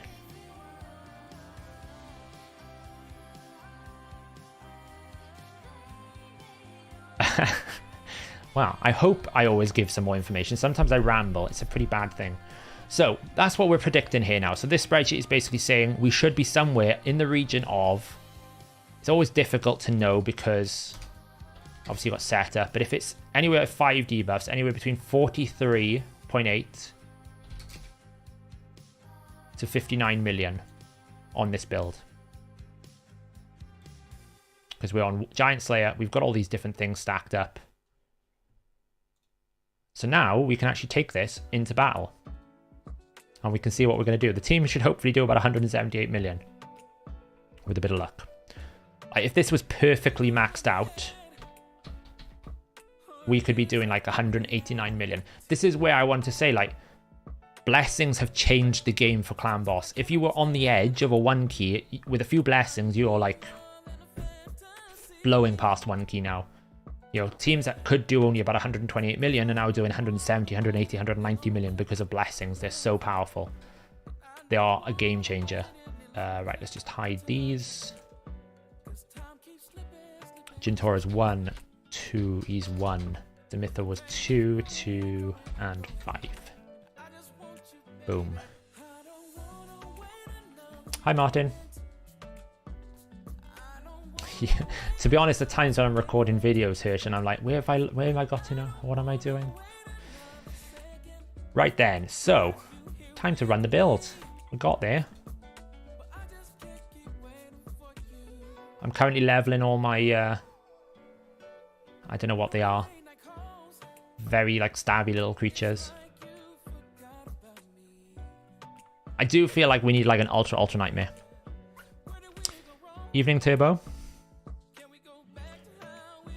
Right, so where's Lord Shazar? There he is. So he's fully built, 5.46. I could probably boost a few attack here or there, but you know, we're not going to complain. To be honest, I don't really see the need to go in any more masteries because I'm not extending debuffs. There's no need. Let's take him to Clan Boss.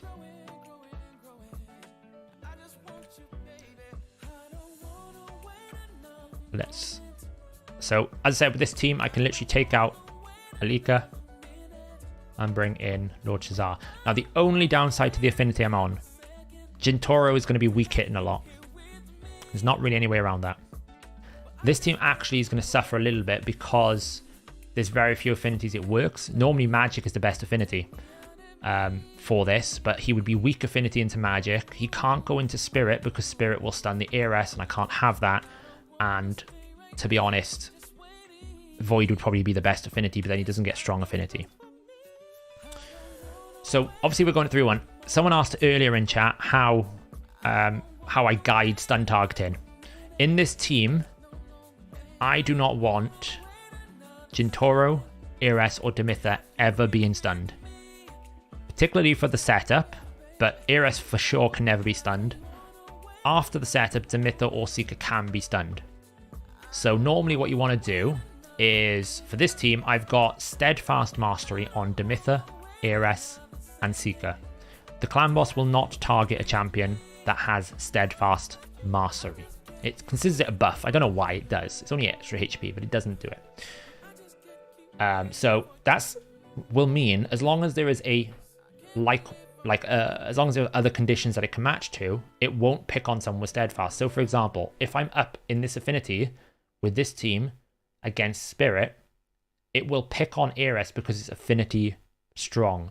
And because I don't have another force affinity, Heiress is going to get stunned. That's why the Myth Fu is quite good, because you give an alternative stun for Heiress, and then your DPS can just be magic, so your Seeker's got an alternative. So on all affinities, you're covered. That's why Alika can work here, because if it is force, Alika will take the stun. She doesn't do as much damage, but she won't break the tune, and I got extra damage from Jintoro. So, would you prefer to go offense or defense tree on Uko while playing in Hydra? Defense. Delay death and blast proof is insane for Hydra because everything's AoE. It's too good of a thing to give up. I'd say cruelty. Seeker's the best candidate for cruelty in my opinion. So that's how we guide the stun here. We're basically saying the only two champions, so long as there's no affinity issues, will be Jintoro and my DPS, Lord Shazar. Here is not good because obviously weak affinity for Jintoro. He's going to weak it a few times. There's not much we can really do. Is the increased damage for low HP CB also calculated? Yes, all the masteries are calculated for. In my spreadsheet here, I had Ruthless Ambush on, which is basically the same thing, 8%. I don't have a Draco. I'm not going to pull shards for tomorrow for Draco, because I'll never get him. He's still fine though at 6-1. It's not too bad, you'll see, it'll be okay. So first thing we need to do is turn off Shazar's abilities. We never want him doing that. I can technically support the extra turn, but I don't need it, because Seeker's going to always keep increased attack on him, so we don't need that either. So all we want is this. Boom. In terms of other setup, it is full auto from the start. Jintoro, we just tell him to always use Oni's Rage, Blood Freeze. Demitha, we open with A3, but we prioritize A2. Heiress, we tell it to prioritize A2. Heiress doesn't like to use A2 all the time, so we tell her to always use it if it's available. And then Seeker, we just open, we delay the A1. Well, in this situation, Ardis, it'd be really good, because I'd get debuffs, and also Shazar has, Draco has the same effect as Shazar, so it would actually be a lot of damage. It would be quite funny, actually. It would be quite fun here.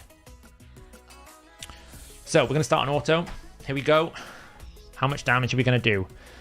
So, you might be wondering, here, just particularly, how am I going to get the debuffs?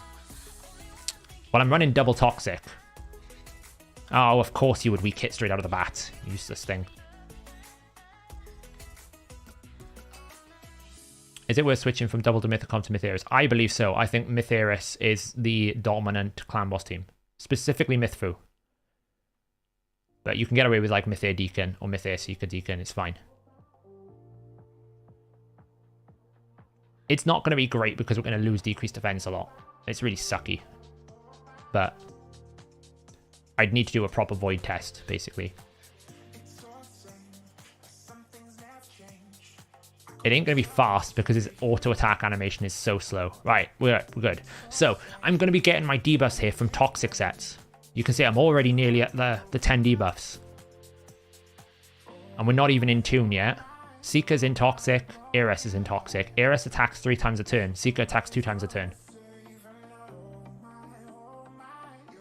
We fall into tune around about turn 5. Well, Whalebuster, yeah, but you need like a Cardiel, and I don't have one of those. Can you use Ninja in Mytheris team? Yes, you can. It requires a different speed tune. I think Dead with Jedi has got speed tunes for those. But you do need, but you can do it.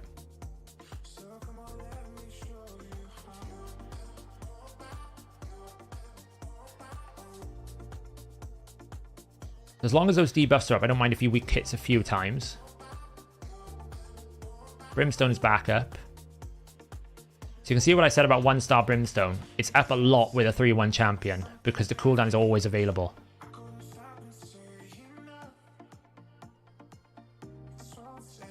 Mythfu is really strong. Mythfu can basically 1-key the worst affinity. So we can see he's starting to ramp up a little bit here.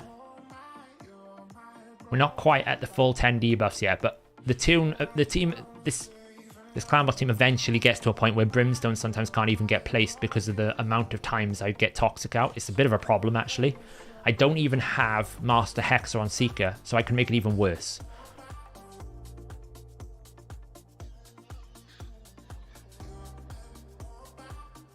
Yeah, I think the important thing is ratio, Helder. If you're at 3-1, you always have it up at 6-star. At 6-star, it's always available. Because you're back around to the cooldown being off by the time he's used all his clan boss turns, so you always have it available. It's really good. Yeah, Cameron, blessings have made 1-key so much easier. Because blessings are more important than gear to some extent. Because you just get so many raw stats. I'm getting like 400 attack on an epic. That's like a +3 empowerment nearly. It's so strong. Right, I think we're at cap here. 1, 2, 3, 4, 5, 6, 7, 8, 9, 10. So he's at maximum value now. Obviously, he'll get one more attack here from Seeker. So we can actually see now he should be fully ramped up with Methodical. 200, 191, 177. It's about 500,000. So far, we're kind of on point with our damage calculation. We're going to be suffering from Oni's Rage weak hitting. Like, that's going to be a big damage deviation. This is not going to be perfect. I'd need to test it on Void to be certain that it could hit the 160, so it's going to be disappointing tonight. It could have been a lot worse, because if it was Spirit Affinity, we wouldn't even be able to run this team. So at least we can run it, which is not ideal. Nice. Bat Eater is still a 1-key team. It's just harder to do it in Bat Eater because I think you need more speeds.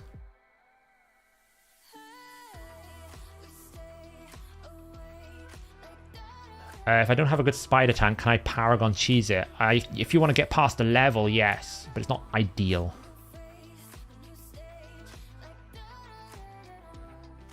Yeah, I'm not saying Bat Eater speed's bad. What I'm saying is it's less speed for a Demitha comp. You need less faster champions, whereas in Bat Eater, I think you need like slightly more speed on average.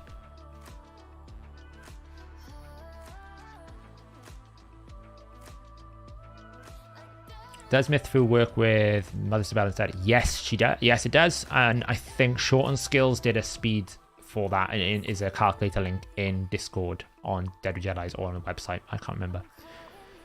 Can you replace the DPS champs and still pull 1 key for Ultra Nightmare Nightmare? I could probably run 4 champions in this team and still pull Ultra Nightmare. It's so easy. I could probably run a 1-star War Boy in this team and still get Ultra Nightmare. 1 key. It's actually a bit gross. Would you build a Mythfu team when you have Batty the 1 keys? Yes, I would. Unless I'm using Fushan for something in particular, I would. Because I think it's a better team. I think it frees up more of your gear.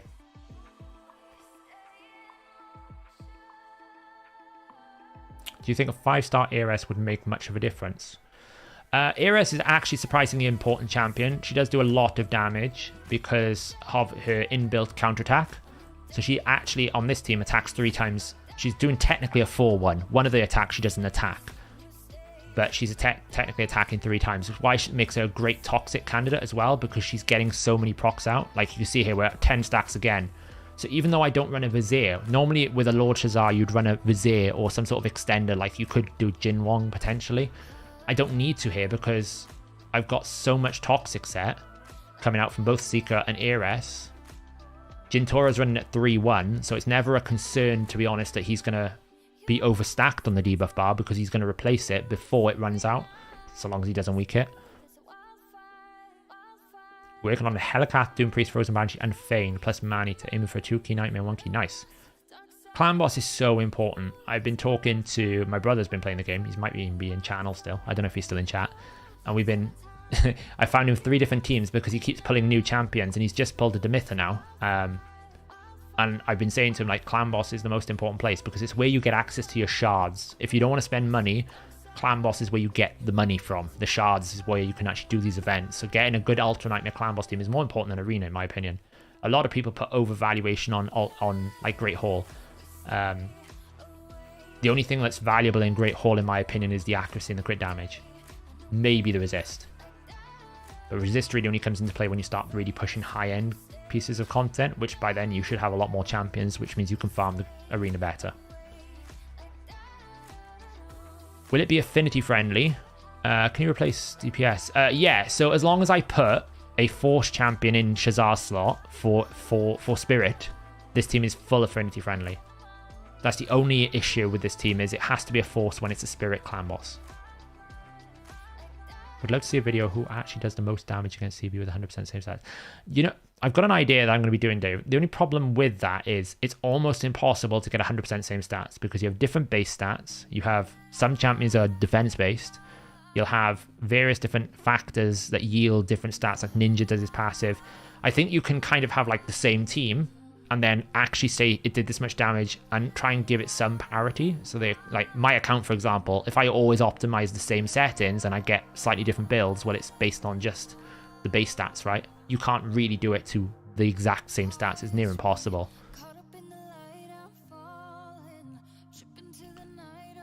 Nine Sacreds out in 7 days. Wow. You've probably jinxed it now. You're probably going to get nothing for like a week.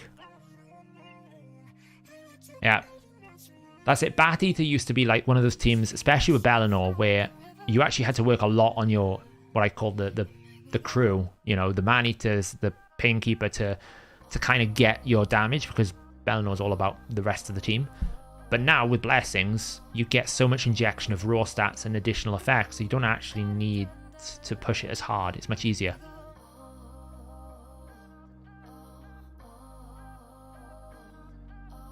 The actual overall highest damage dealer is Jintora. I actually have a math estimation, which I can show you actually while this is running. I'll show you the calculation I did. It's not perfect, but it's pretty good.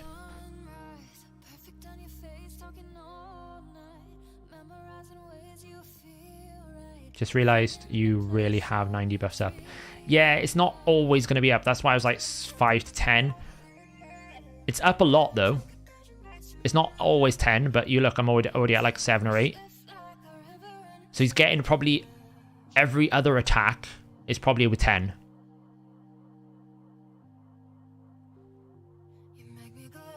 That's probably what it is. Like every other attack is probably at 10. The first one maybe at 5. Like now, for example, I'm at 7.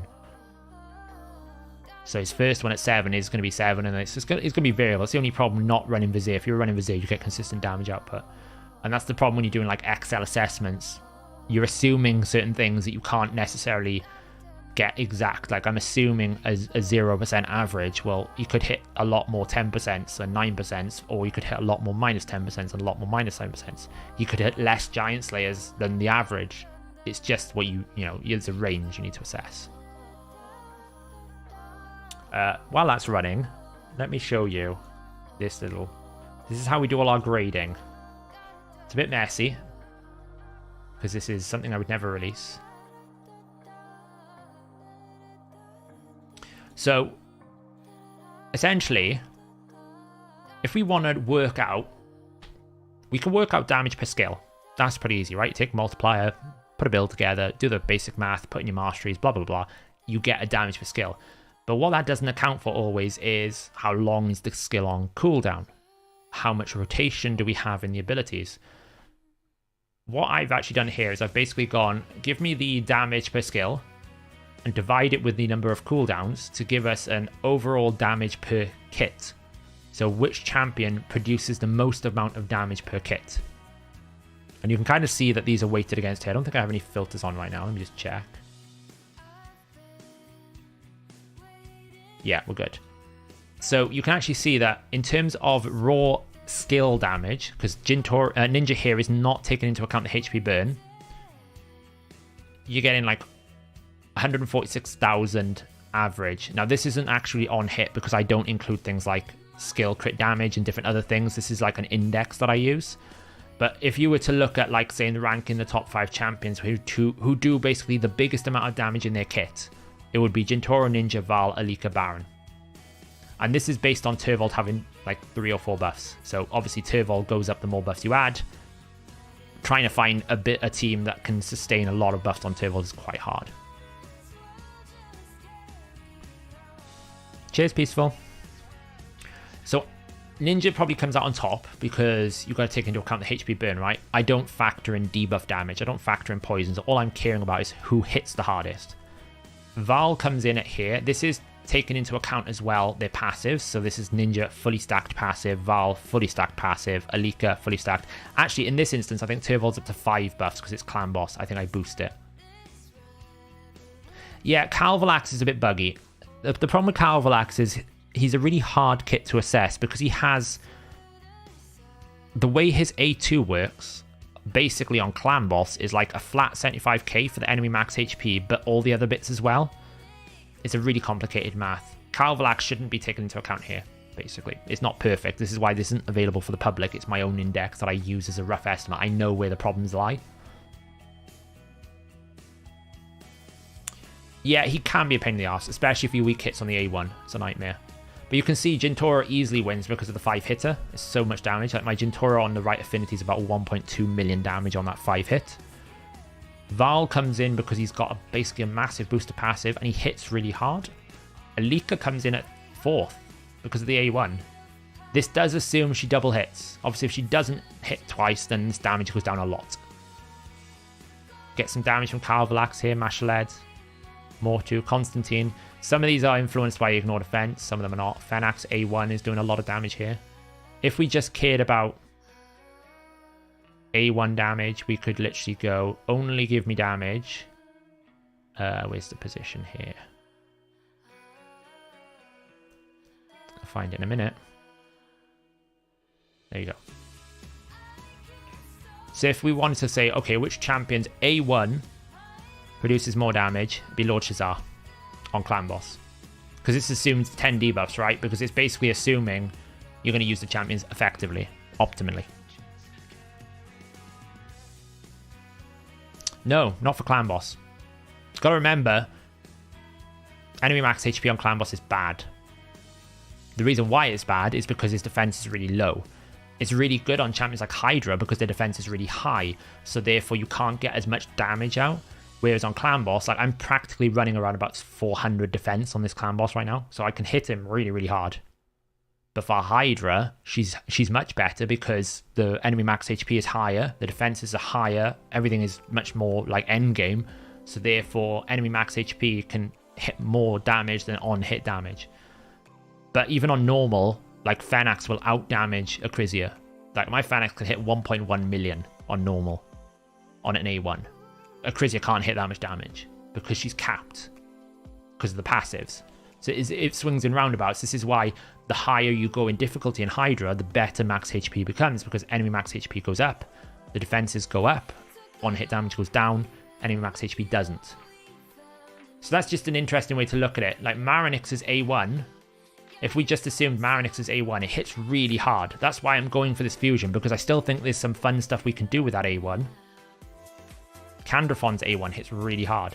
Marshaled's hits really hard. Alika's hits really hard. Obviously, Candrafon's would only hit that hard if he hits twice. Clan Boss is not always going to happen. Val's A1 is really hard. Fenax is on par with Alika. I should actually try my Fenax in Clan Boss. I should build him for it to give it a go. Hark and Greatblade hits really hard in A1. So this is a really good way of looking at damage, because a lot of people will focus on, does one ability hit hard? Sometimes it's important to look at, does an ability on a lot of cooldown hit really hard? So for example, the greatest example of this is a champion in the Bannerlords, which is Knight Errant. If we look at the individual on hit for Knight Errant, you'll find him here. So Knight Errant is like a top 20 hit on his A3. The problem is the cooldown is like 6 turns.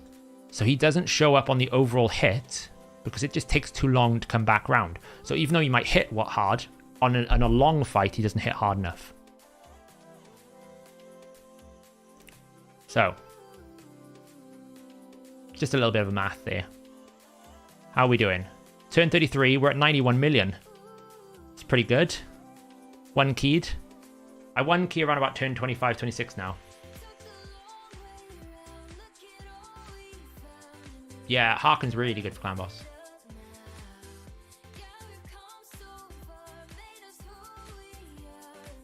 First one I had turned him into... Yeah, at one point I'll probably get these lists out. So one of the things we want to do on the website is improve the grading. Right now the grading just kind of tells you is it strong or godlike, but it doesn't tell you like how high into strong it is or how low into godlike it is. So it could be that someone like a Bess, for example, might be strong damage dealer, but that's because she's literally on the cusp of godlike, but not quite in that boundary. So we're going to be looking to put in almost like a ranking listing. So when you look at the ability, you'll be able to see, oh, this is actually a number 1 in that pool, rather than just strong or godlike. Can I please share the speeds of this? Yeah, 1 second. This is Ultra Nightmare. And I based the damage assessment that I did in that last one on the same defense as Ultra Nightmare as well. So speeds we're running 321 Demitha. It is quite fast. This is a extreme build. This is a Mythfu-less. This is aura-less Mythfu, basically. So I've taken Fushan out so that I can free up a spot for a DPS because I don't need the decreased defense. That's what I build this team for. So I can basically, it allows me to test any champion so long as they don't have any funky turn meter mechanics in this slot for content. It's really good. Is this comp affinity friendly? Yes. My team is fully affinity friendly, Ultra Nightmare, Nightmare, and Brutal.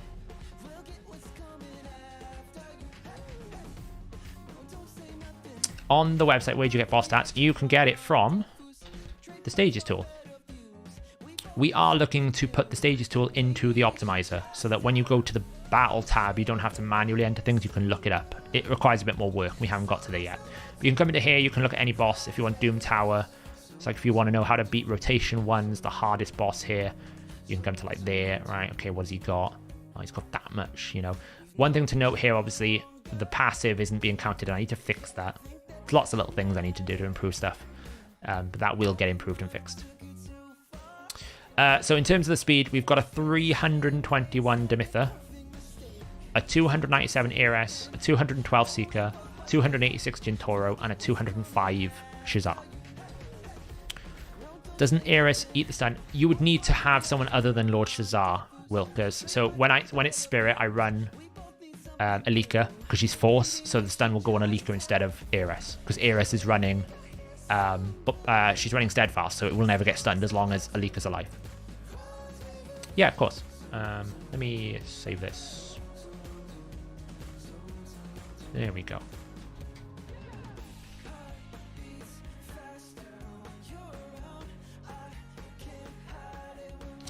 See you, Michelle.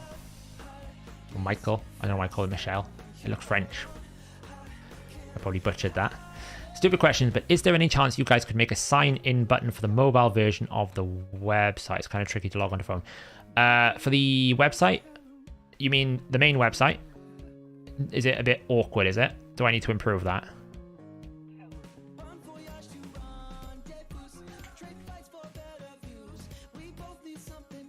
Yeah, Will, because what I mean is affinity friendly. The speeds are affinity friendly. Just have to need to make sure that the aura, like the affinity is affinity friendly, if that makes sense. The champions you choose are affinity friendly.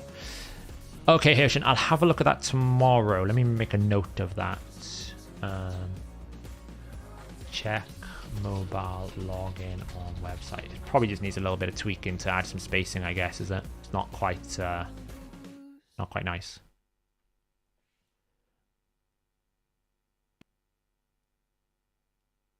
The only way I can log in. Okay. Well, I'll have a look at that tomorrow. Thank you. I always like to improve. So yeah, so that's the speeds you need here.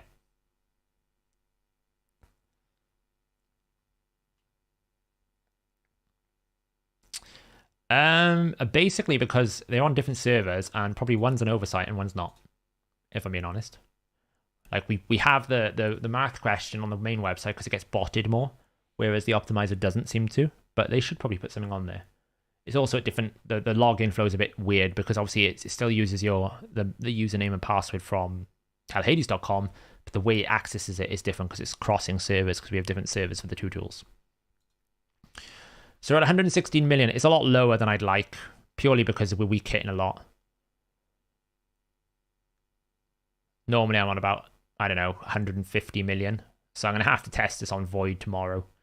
I will probably do a video following up on this to go through it in more detail. Oh, we run out of music. There we go. Let's just put some more back on. Put some pirate music on.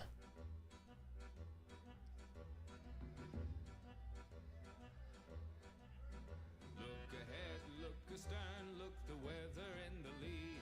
Blow high, blow low, and so sail we.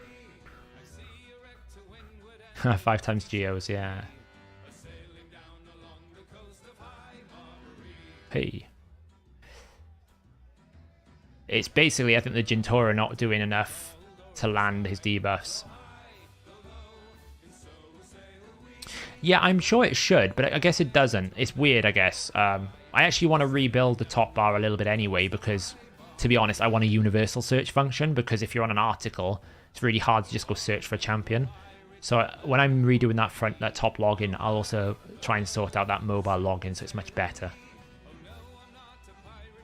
Is it gear intensive to build a 1k Batty team?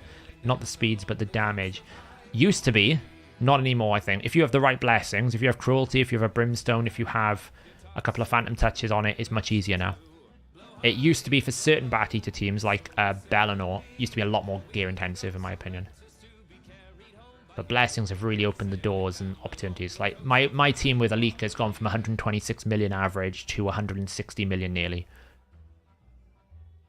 I was hoping to breach 160 million tonight, but I think it's just the weak hitting is, you know, this is the worst affinity for 2 of the DPS, which is Seeker and Jintoro.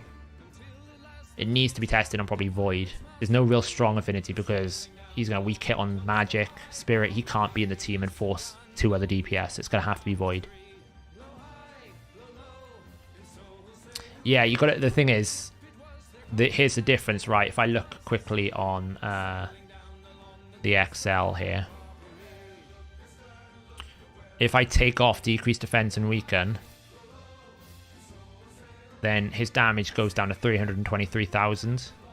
So it's a massive loss of damage, and that's what I think I'm missing is I'm missing that consistency. If I had consistency there, I think it would be better.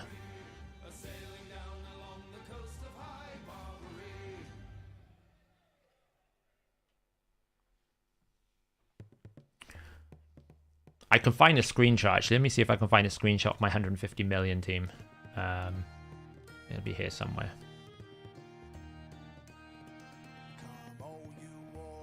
We can use it as a comparison.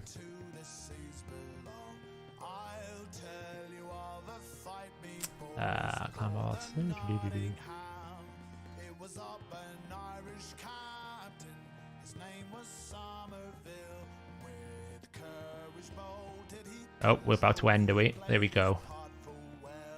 159... What was it? 133 million. But Lord Shazar has hit 54 million.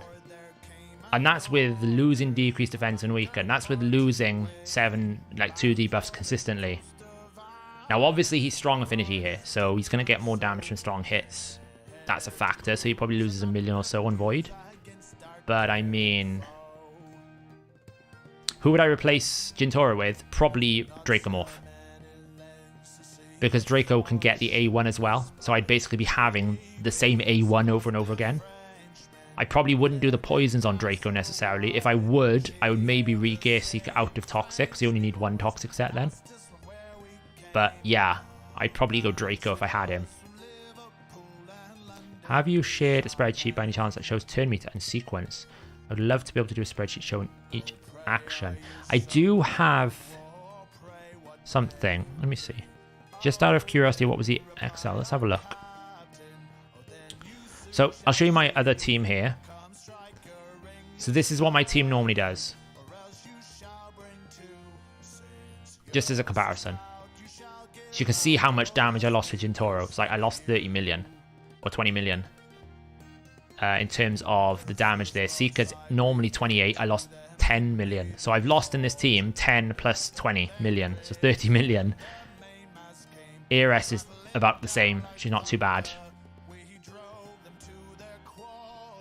So at 54. So Shazar's beaten Leaker for sure. It's not the stuns. The stun doesn't matter. Gintoro will get cleansed before he takes a turn. It's only the first rotation that he doesn't take a turn, so it's fine. The problem is he wasn't landing his decreased defense and weaken consistently, and he was weak hitting a lot of his 5 hitters, so his damage is going to go down. No, I don't think you do. So I'd have an option, Swiftcut. I could either ignore the poison effect and just prioritize his A1 and allow the toxics to do it. So basically have more A1s and counteract the fact I have weaker poisons, or I could include his A2 and then drop a toxic set and try and build a stronger Seeker. Because Eris is a better toxic champion than Seeker. Unfortunately, I don't have Draco. And you're all making me want to pull shards for tomorrow to try and get Dracomorph. Because that would be an interesting option then, because I could run a clean force run to some extent, because I can guarantee the decreased defense and weaken would be up. But that's normally what I run, 159, and I've run 133 on Shazar's strongest affinity, but 2 weak affinities. So even if he drops 4 million from not being strong affinity, but we get consistency, I think this beats this key. I think he beats it. In terms of where we predicted on XL, just check, I reverted my change here, yeah. We predicted if it was 75%, so if it was 5 debuffs, we predicted 43. If it was 10, 59. Now keep in mind this isn't calculating strong attacks because it's variable. So it needs to be an allocation somewhat in there as an asterisk, like, you know, strong attacks will be boosting it, but it's within the range, is what we expected. Yeah, I can't run Draco in Relentless in this team. He would break the team.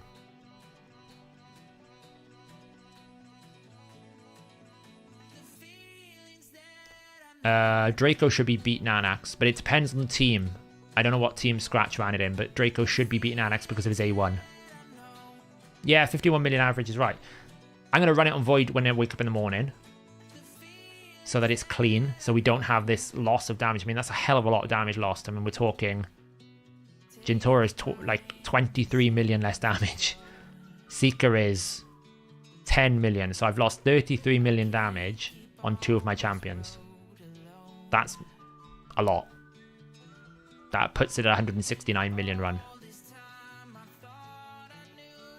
And this run here is on magic affinity. So that's a strong hit in Gintoro. A strong hit in Alika as well. So that's Alika's best build. That's Alika's highest damage. So it should be about 170 mil. I'll probably do a video follow-up on this, basically running it. What I really want to do, I think, long term is actually have like a bit of a library of almost like a tier list of builds, like running the same team with different champions, showing which ones they can come close. Skrunk surprised me. Skrunk, I did a guide on him. He did about 130 million. It was really good. One of the new Void epics. Have I got a spreadsheet? So in answer to Zombieland's question, I did have a spreadsheet. I don't know where. I think it was when I did Kyoku. It has been a minute. I'm sure. Look at all these. Souls Math. Amboss Simulator. Look at all these different things I open. Yeah, Bomber Soturn. So I do have something like this. It's messy though. I wouldn't be comfortable releasing it because it requires manual intervention, but it does calculate things properly. Like if I was to change this speed here to like 250, it will like change turn order, but it's not great. I would need to do a lot of work to make it like ready. But this is how me and HellHades worked out the Kyoku speed tune by messing with these speed tunes. I pretty much have a spreadsheet for everything. Yeah, I do. I try to. I do try to.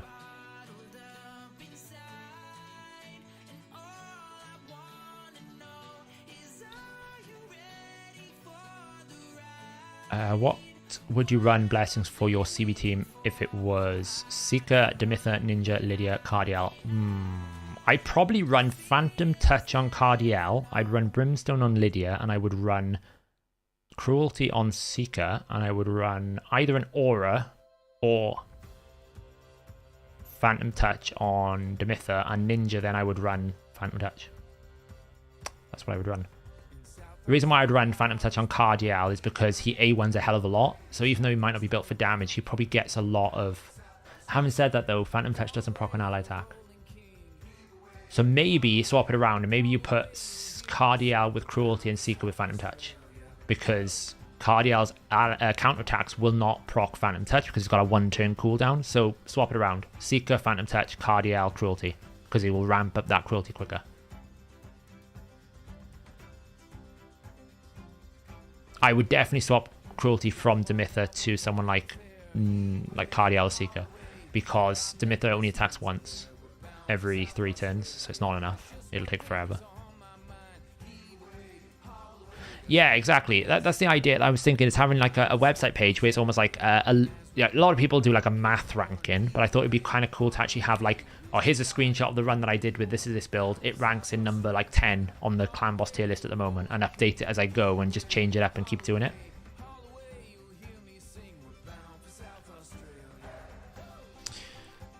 Yeah, Zombieland, if you drop me a DM in Discord, I probably can help you out, share some information, maybe share some Excel, give you a kind of... I just couldn't release that spreadsheet to a public because it's just too messy. It would it would confuse people. But if you want to drop me a DM, my DMs are open. Even though I'm on Do Not Disturb, I'll be around.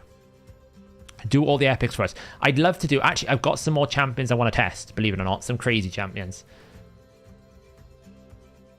Who is my current nuker for Arena Bobby? Or for another area? Advice, please. 197 voids pulled. Should I go for Baron? I have no Solus. Absolutely. If you're that close to Mercy, absolutely. Void. It's no guarantee you'll get it, but Void times 10 is probably best. It's still pretty good. Like, I would rather have a Baron than, say, get, I don't know, Fortus. Or whatever the stupid Lizard Davy Jones nonsense is that doesn't do any damage. They were already buff him because nobody bothered to test him properly. A player in HQ. I can pull one Void. What are my chances? I don't know. Not good. Was asking STA. Oh, right. Sorry. Got ya. Got you, Bobby. Sorry, I missed that bit. Yeah, if you haven't got a, like, I'm spoilt for nukers, right? Because I got Constantine. I do have a Baron. If you want to see what Baron can do, this is my Baron build. I've rebuilt him now in preparation for the video that I'm going to be doing on him. Got a 6.2k attack, 263% crit damage, 191 speed, in Savage, or basically lethal Krull. So that makes this 80%. And it does a fair amount of damage. I mean, I don't know if I'm going to be able to find a team worth challenging. Let's try this one. It's probably a rubbish team. So if we run like, I don't know, this team here. I went for a Krizia Sty, and I got a Raglin. It's great. Maybe that's not a good thing to tell you if you want to go for Baron. This is what Baron does. Goodbye. I mean, it's probably not like crazy teams, that obviously that needs to be taken into account. It probably won't kill this team. But anyway, it could. Yeah, Max, you're not wrong, but I mean, if we're talking... Oh, look at this. Okay.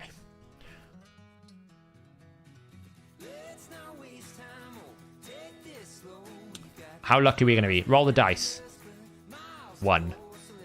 Alright, well, we can kill him at least. That's the problem. This is the problem with Baron, though. It's all very good, but Stone Skin ain't going to do much. However, you can try and run, like, double buff removal. Like, I tend to run here, like, instead of this. Run a Ghost Spawn. Run, like, a... Where is he? Where is he? Where's he gone? Where's Frosty Boy? There. Hey, does Mercy restart past the new year? No. Mercy should never reset. Mercy only resets when you pull a champion. Okay, we got one. It's like bingo. How many people can we actually get off? I got 2. So if we get them off, we kill people, right? I mean, Necret died there because he couldn't absorb any more damage. Of course, I now have to try and kill this guy before he revives, otherwise I got no chance. Never mind. Because now I can't target anyone. Yeah, of course, a bomb nuke would work here. I try to run double buff. It's just not going to work, probably. If I can get... Oh, what is he in? Relentless or Revenge or something?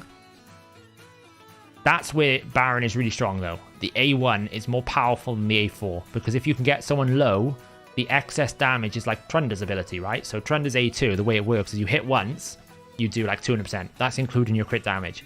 And then that excess damage, or whatever, is multiplied again by your crit damage.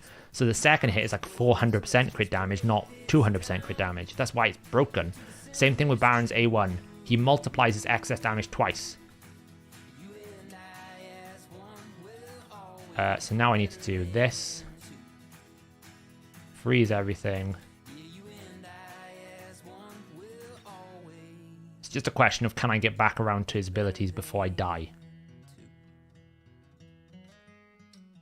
Probably not, because I don't have increased attack. And Mithrala is a monster. There we go, kill. It can work, but he is very good for the A1. I mean, that's a lot of damage. That is a full build team I've just taken out. So it can work.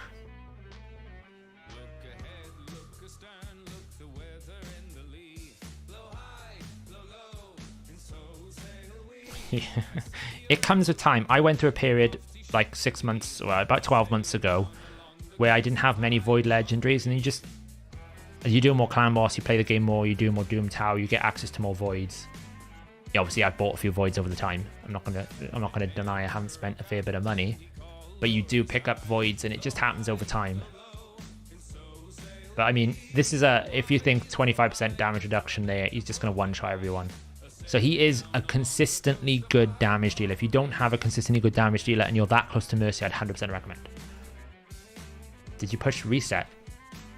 Reset? What am I resetting?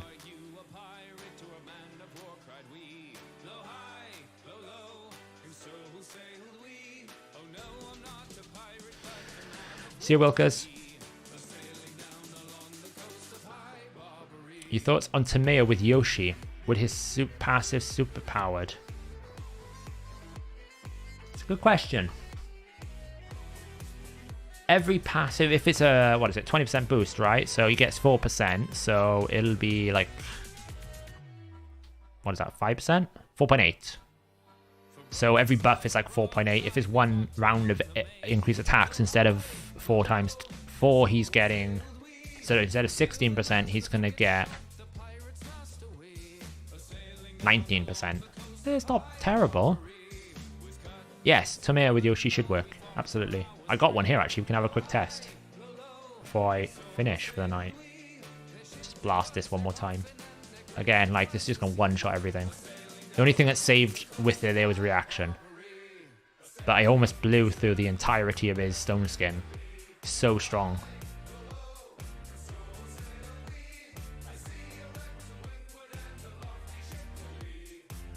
Let's just cleanse this off.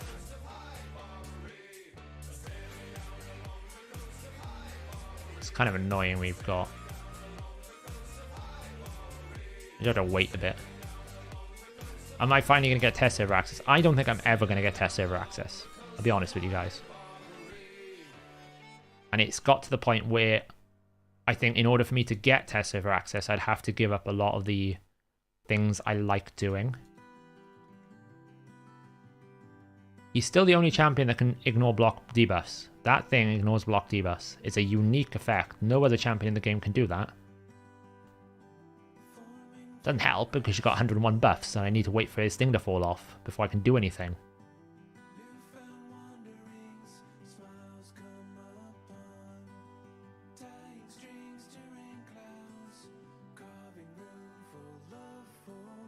Alright, maybe I can do something here. I need to be more turn. They give you contact. think all I heard was we were unhappy, or they're not quite happy with potentially some of the content that I do regarding data mining. I personally think I do everything that every other person does, but I just do it more obvious, and maybe I need to be a bit more like tactile with the way I explain things sometimes. But I'll be honest, when I look at a system and it's like a year to get one of these tier 2s, like it's so long to get one of these tier 2s, I'll be honest, I'm not going to sit there and go, oh yeah, it's a great system, guys. I'm going to go, it takes a very long time. We need to get more currency in here. Otherwise, we're never going to get these. The only reason why you get one of these is if you get lucky and you get a 6-star and you can sell it. The only way you get one of these, because farming for one of these is going to take you a long time. Like I'm still, like I've only got one of these, I think, in my lifespan, maybe 2, and I bought a pack because I bought one of the soul things to stop doing the hero's path. So I think I'd have to stop doing that. I don't have a very good CB team. Would you pull for Baron times 10 or an Acquisitor times 10 if you were past, if I was past Mercy, or if I'm close to Mercy? If I'm close to Mercy and it's a times 10, it's a champion that I know I'll definitely use, I'll always pull for Void. However, that's my account, my perspective. If I need a few more shards, I will pull for it. If you're lacking good options, a Crazier and Baron isn't going to change a big deal, if that makes sense. It'll make maybe a game changer for your entire account, but for Clan Boss, not so much. I mean, Max, basically, let's face it, all the end gamers are using the stats that are data mined to play Arena, to understand how to play Arena, to play the stats, to know how much accuracy you need. You don't even need to data mine some of this stuff, right? I could basically go into a Iron Twins and hit it 100 times with different amounts of accuracy until I know I definitely land it. Data mining just speeds up the process. I can work out multipliers by hitting a target in Doom Tower with no gear 3 times, and I'll work out the multiplier. So the fact that it's like they have an issue with like data mining the test server or data mining live servers, everyone's doing it. And if that's a condition for getting into the content creator program, I would be arguing, well, many of the content creators in that program are using the same information, so why are they in there?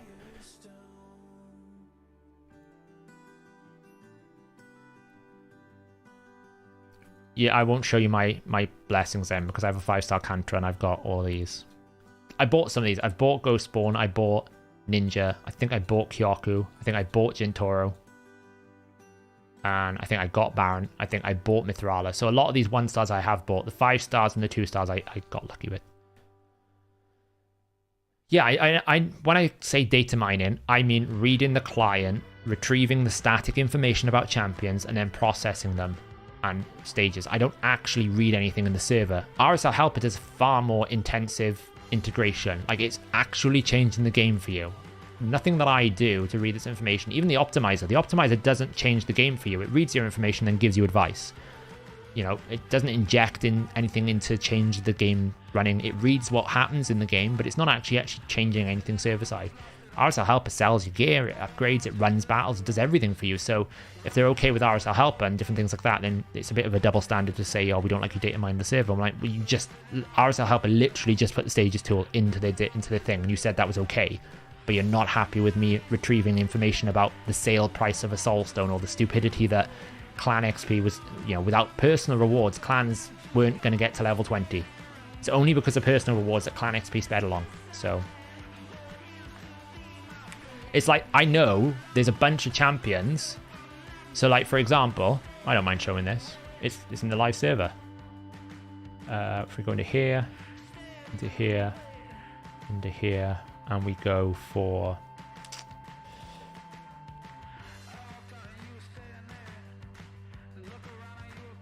in here. So I have the ability to basically just quickly have a look here. So you can see, these are all the portraits in the game. Well, if they didn't want me knowing the information's coming, why have we added into the game code new champion portraits? This is in the live server. Why are you showing cool new portraits for me? I haven't released any of this information because I know they would be upset if I did, but I could put this in a, you know, these are new portraits, they're in the live game, everyone's got access to them. I know for a fact, anytime they put anything in the server, it's already mined within seconds, you know? It is what it is. They update the localization data badly in the static data. That's how we read the information. So I already know some kits of champions that are one of these champions that are going to come. I knew Fortress is coming about a month before it did. They don't have to do that. That's just bad coding on their part. So if it's in the live server and everyone has access to it, I'm sitting there thinking, well, it's their own fault, right? Yeah, the thing is cold. It's in the live server. That's not me accessing any test server or any behind the scenes. That's just me reading the assets within the game. It may not be shown here, but it's in the live client right now. You can access that. So I'm like, if you don't want people to know about it, don't put it in the live client, because I'm not sitting here being the only one doing this. There's like 5 to 10 to 20 other people. I know there are the top clans have Discord channels with data mining information. Anytime anything changes, it's put in there straight away, so they already know what's coming. It's actually, it's a bit cynical that they would target us for that when it's so clearly obviously happening in all the high-end clans and all the different things. So I'm not gonna give up my content for my community just to get a preview of client. I'll just wait and then produce content on it. It's not a bother to me. I don't really care for the perks.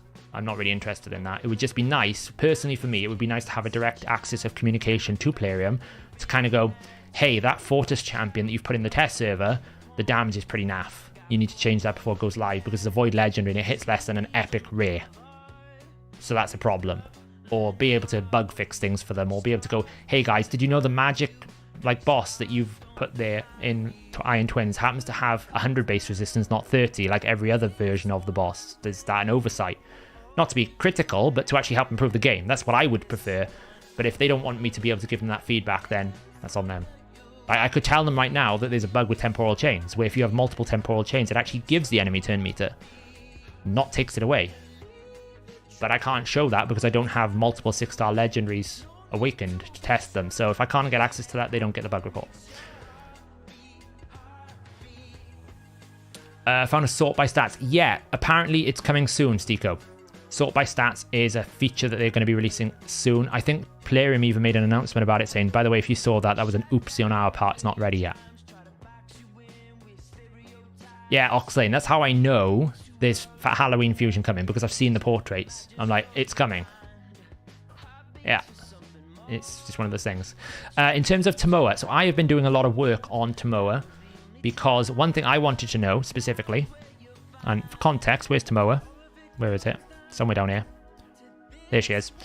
Tomoa has this unique passive where anytime a Shadowkin champion receives a turn meter fill, they get 20% more, or a heal. Only works if there's one Tomoa, of course. But, of course, Jintoro has the same passive, but his is 50%. So I actually wanted to know, is it 50 plus 20, which means any turn meter gain is 1.7, or is it like 50 times 1.5 and 50 times 1.2? Because that's different. It actually makes a different value. So if it's, for example, if I fill a champion's Jintoro's turn meter by 15% with his passive, he should get 22.5 turn meter. Now, is that going to be instead 25.5 with Tomoa, or does it go 1.5? Does it go basically 15 times 0.5, which would be 7.5 on top of the 15, and then another 2? Because if it's doing that, it's basically 3 plus 15 plus 7.5, which means he's actually getting 27, I think it works out, or something like that. It's a bit different. So we don't really know. The multiplier in the game code is basically base turn meter gain multiplied by 0.5. So if it's multiplicative, for example, we'd be going, you know, if we were gaining, say we fill his turn meter by 15, he's going to get 0.5% from his own passive. Oops, didn't want to do that. Undo. Hey, that's late. So if he's going to get 50% and then 20%, right? So he should get, based on the way the code works, it should be base times this. And this should be 0.5, and that's 0.2. And that should be base times that. So if they're added together, that gives us 25.5. However, if it's that times 1.5 times 1.2, it would be 27, which is a 1.5 difference. So I don't know how this is going to work. Now, if it is 15, and then it's, instead of 0.5, actually just 0.5, if it's additive, it would still be 25.5. So whether it does it separately, so 15 0.5 and 15 0.2, then adds it all together, the only difference is whether it does it multiplicative. Now, I think it's going to do it additive, and that's what I've factored in. I've been working with Deadwood's calculator to basically support Tomoa specifically. So in the next couple of days, hopefully we should have Tomoa in the Deadwood Jedi calculator fully supported with Jintora's passive. So in answer to the question that we had earlier, does Yoshi's passive work with Tomoa? Let me just ascend Tomoa up a little bit and we'll test it. This is why that's why I've done this fusion, because actually I really want to like test some of these champions. I'm sure it'll be bugged, Oxide, don't get me wrong. Whether it should do something is different whether it does do something. I'm assuming whether it does or doesn't. Let's try and find a team here that's going to do a lot of boosting. Someone's fast. That one maybe. Let's take this. Where is my Yoshi? What affinity is Yoshi, anyone? I have too many champions now.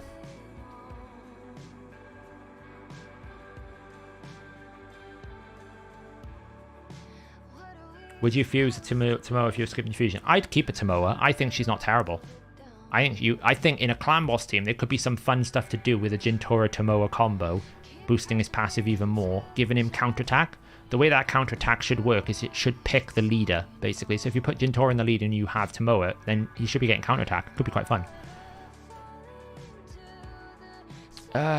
Yoshi, there he is. Right, so we have Yoshi with Tomoa. Where is Tomoa? Down here somewhere. Too many champions. I got Franox to test. I will be doing a guide on Delver. That was a recently buffed champion. So I got that to do. If we do that, and then we just build some tankiness in, shall we? Just to try and survive. Where's me, the Broggers. And Krisk. Oh, the suit will be fine. Oh, crap. Yoshi, where was Yoshi gone? There. So, Yoshi, obviously, 4%. So he should be getting 20% at 4%. So in this team, we should be getting a 4-4. If that makes sense. So 4 speed buffs, 4 increased attack buffs. Because it's per buff, not actually per 2 meter fill, right? Yeah, so it should be getting 4 times 8. So we should be getting 32% turn meter fill if he doesn't already cut in. I don't know how fast my Yoshi is. 32 with this boost should be an extra 6. So instead of 32, he should be 38%. Almost impossible to tell, but what we should know is we should see the pacifier. My Yoshi's quite fast. There's a good chance I might even be beating the speed meter. We'll find out.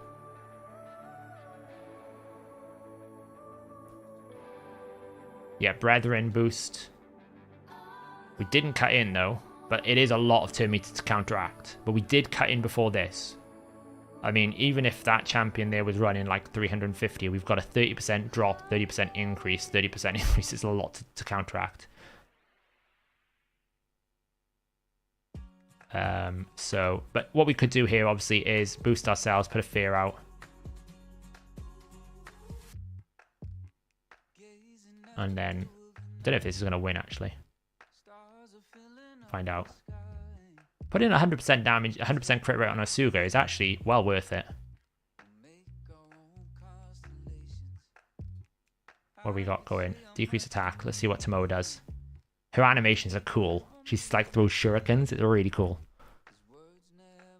Alright, speed it up. I think it is working. I think it is working, yeah. As I said, I think the thing about Shadowkin now is there is a lot of good champions in the Shadowkin faction. You can make a full Shadowkin faction team and it's viable. You think clan boss, you could do Kyoku, Ninja, Jintoro, Tomoa. There's loads of other champions, right? I'm actually going to win this with no team whatsoever. You know, we could fill turn meter again.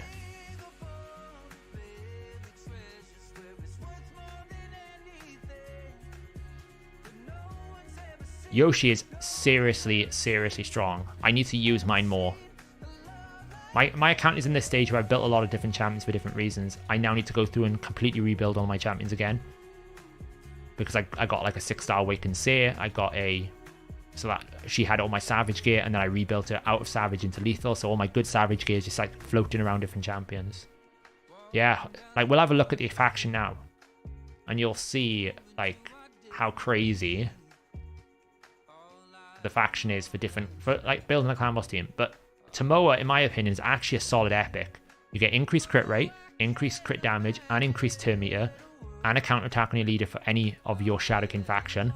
AoE decreased attack, pretty good. I think she steals buff on the A1 as well. I think it's a really strong champion. We don't talk about Yumiko. Yumiko's OP. So yeah, if you were thinking like, okay, I want to build a clan boss team, Kyoku's probably the best ally protector in the game, by far, because she has the ability to negate 50% of the damage. So that's strong. You got Ninja. He's the best damage dealer in the game for clan boss because of his A2. So there's strike 2. You've got Jintoro, who's the second best damage dealer in clan boss in the game. 3. Then you go down here and you go, okay, well, if you wanted Tomoa, where is she? Imagine you put this with, say, either Kyoku or Ninja or Jintoro in the lead. Well, they're going to get counterattack now. You only have to be careful with the stun targeting, because obviously if it's a counterattack, the clan boss won't go for you. But if you put that on there, not only that, everyone in the team now, on a 4-turn cooldown, has increased crit rate.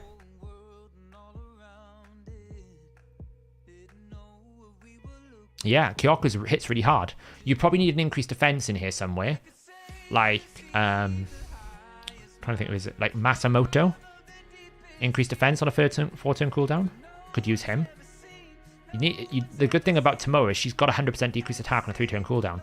So as long as she's running 2-1, that's probably up all the time unless she's 3%. You've also got a backup on Kyoku, who also is doing it. You could even make this HP burn work if you could make it so that she A2s after Tomoa A2s. She'll then HP burn. Riho. Yeah, you got Riho. I haven't even looked at the voids yet, but you got Riho, right? Every debuff under the sun. And a full cleanse, so that you can make it affinity friendly, right? Got Riho. I reckon there's some fun to be had with Jinro if you get him in like 2025. But it's going to take so long to get him, it's going to be almost impossible. You got Yumiko. Like, the faction is so low. We haven't even talked about Lady Kimmy. I mean, she's not a clan boss champion, but good lord, Lady Kimmy's broken as well. Karato's damage is really high. Not to be forgotten. And then, as you said, you've got Hatatsu. Another decreased attack champion with a really cool passive to like get rid of the stun, make it affinity friendly. Oboro hits really hard. You got Gambo, Taya. Taya's a great champion.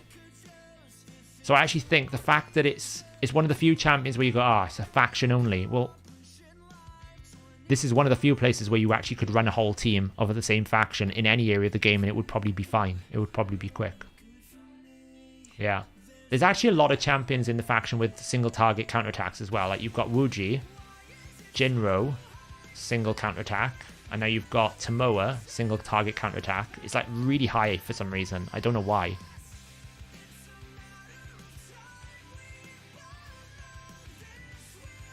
Now if we can just get some like different champions in the High Elves, because the High Elves have got like 39 champions. And Skinwalkers.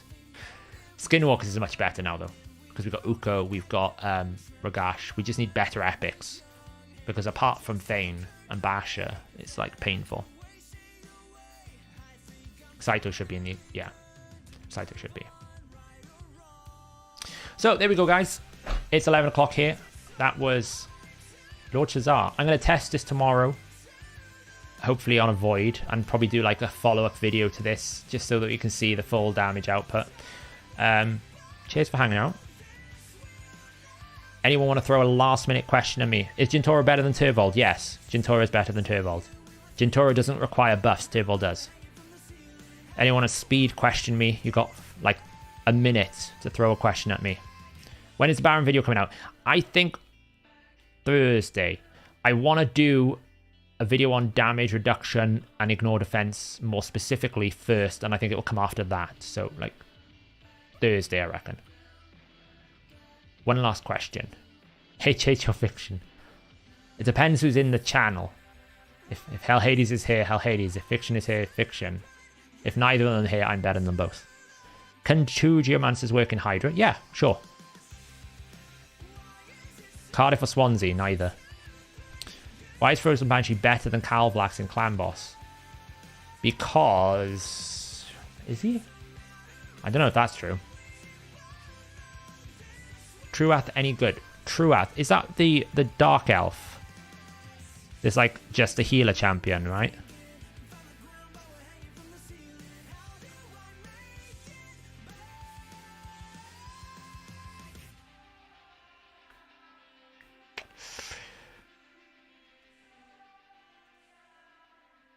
I want to be honest and say no, because I don't think you need that level. Like, if you need a hardcore healer, yeah, pretty good. But I don't think you need a single target ally protection, AoE, like, and a heal.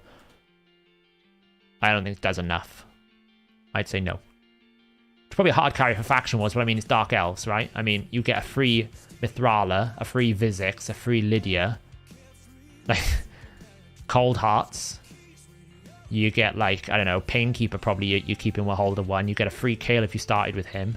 Then you're looking at, like, some of the epics, and you go, well, Madame Cerise, Sylar. You get a free Rian the Conjurer, free Gwyneth, free Dark Kale. I mean, it's a hard carry without it. Like, you don't need it. I can literally, like, farm Dark Elf Faction Wars with just rares if I wanted to. What Truath is very good at is if you need just a hardcore healer, probably very good. It's a bit like Opardin Clanfather, right? I mean, a lot of people don't think he's that good. But actually, in this game, there's not that many hardcore healers. So if you need a hardcore healer, Opardin the Clanfather does so much because of this A2 and this A3, right? He pumps out a lot of heals. So if you need just, like, a lot of healing, and you can't acquire it from Leech, or you can't acquire it from other sources, then yeah, pretty good champion. But I think on its own, like, there's no decrease, there's no debuffs. It's only a single target ally protection. Everyone gets a perfect veil, so very good for that, like, Torment Head. But otherwise, pretty average, I would say.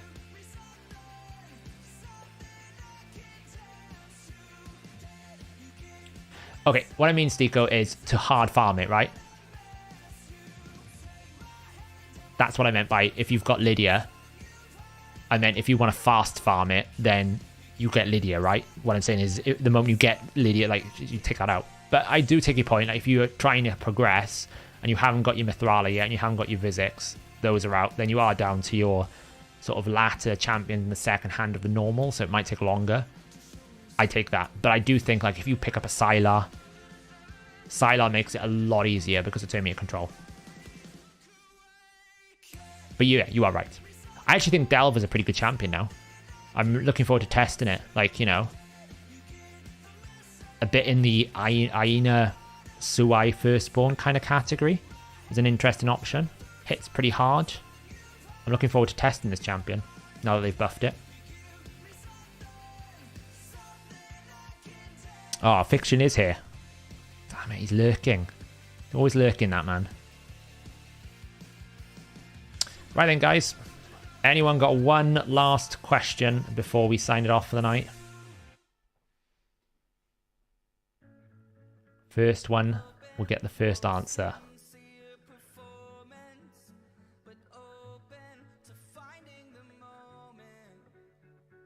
Biscuito, I don't know. I can't speak English. This Biscuito or Bulaka? I'm going to have to use Google Translate for that. That wasn't part of the deal. Translate.google.com. How am I? I'm actually alright. Biscoito o Bolaka. Cookie or... that says cookie or cookie. So cookie is the answer.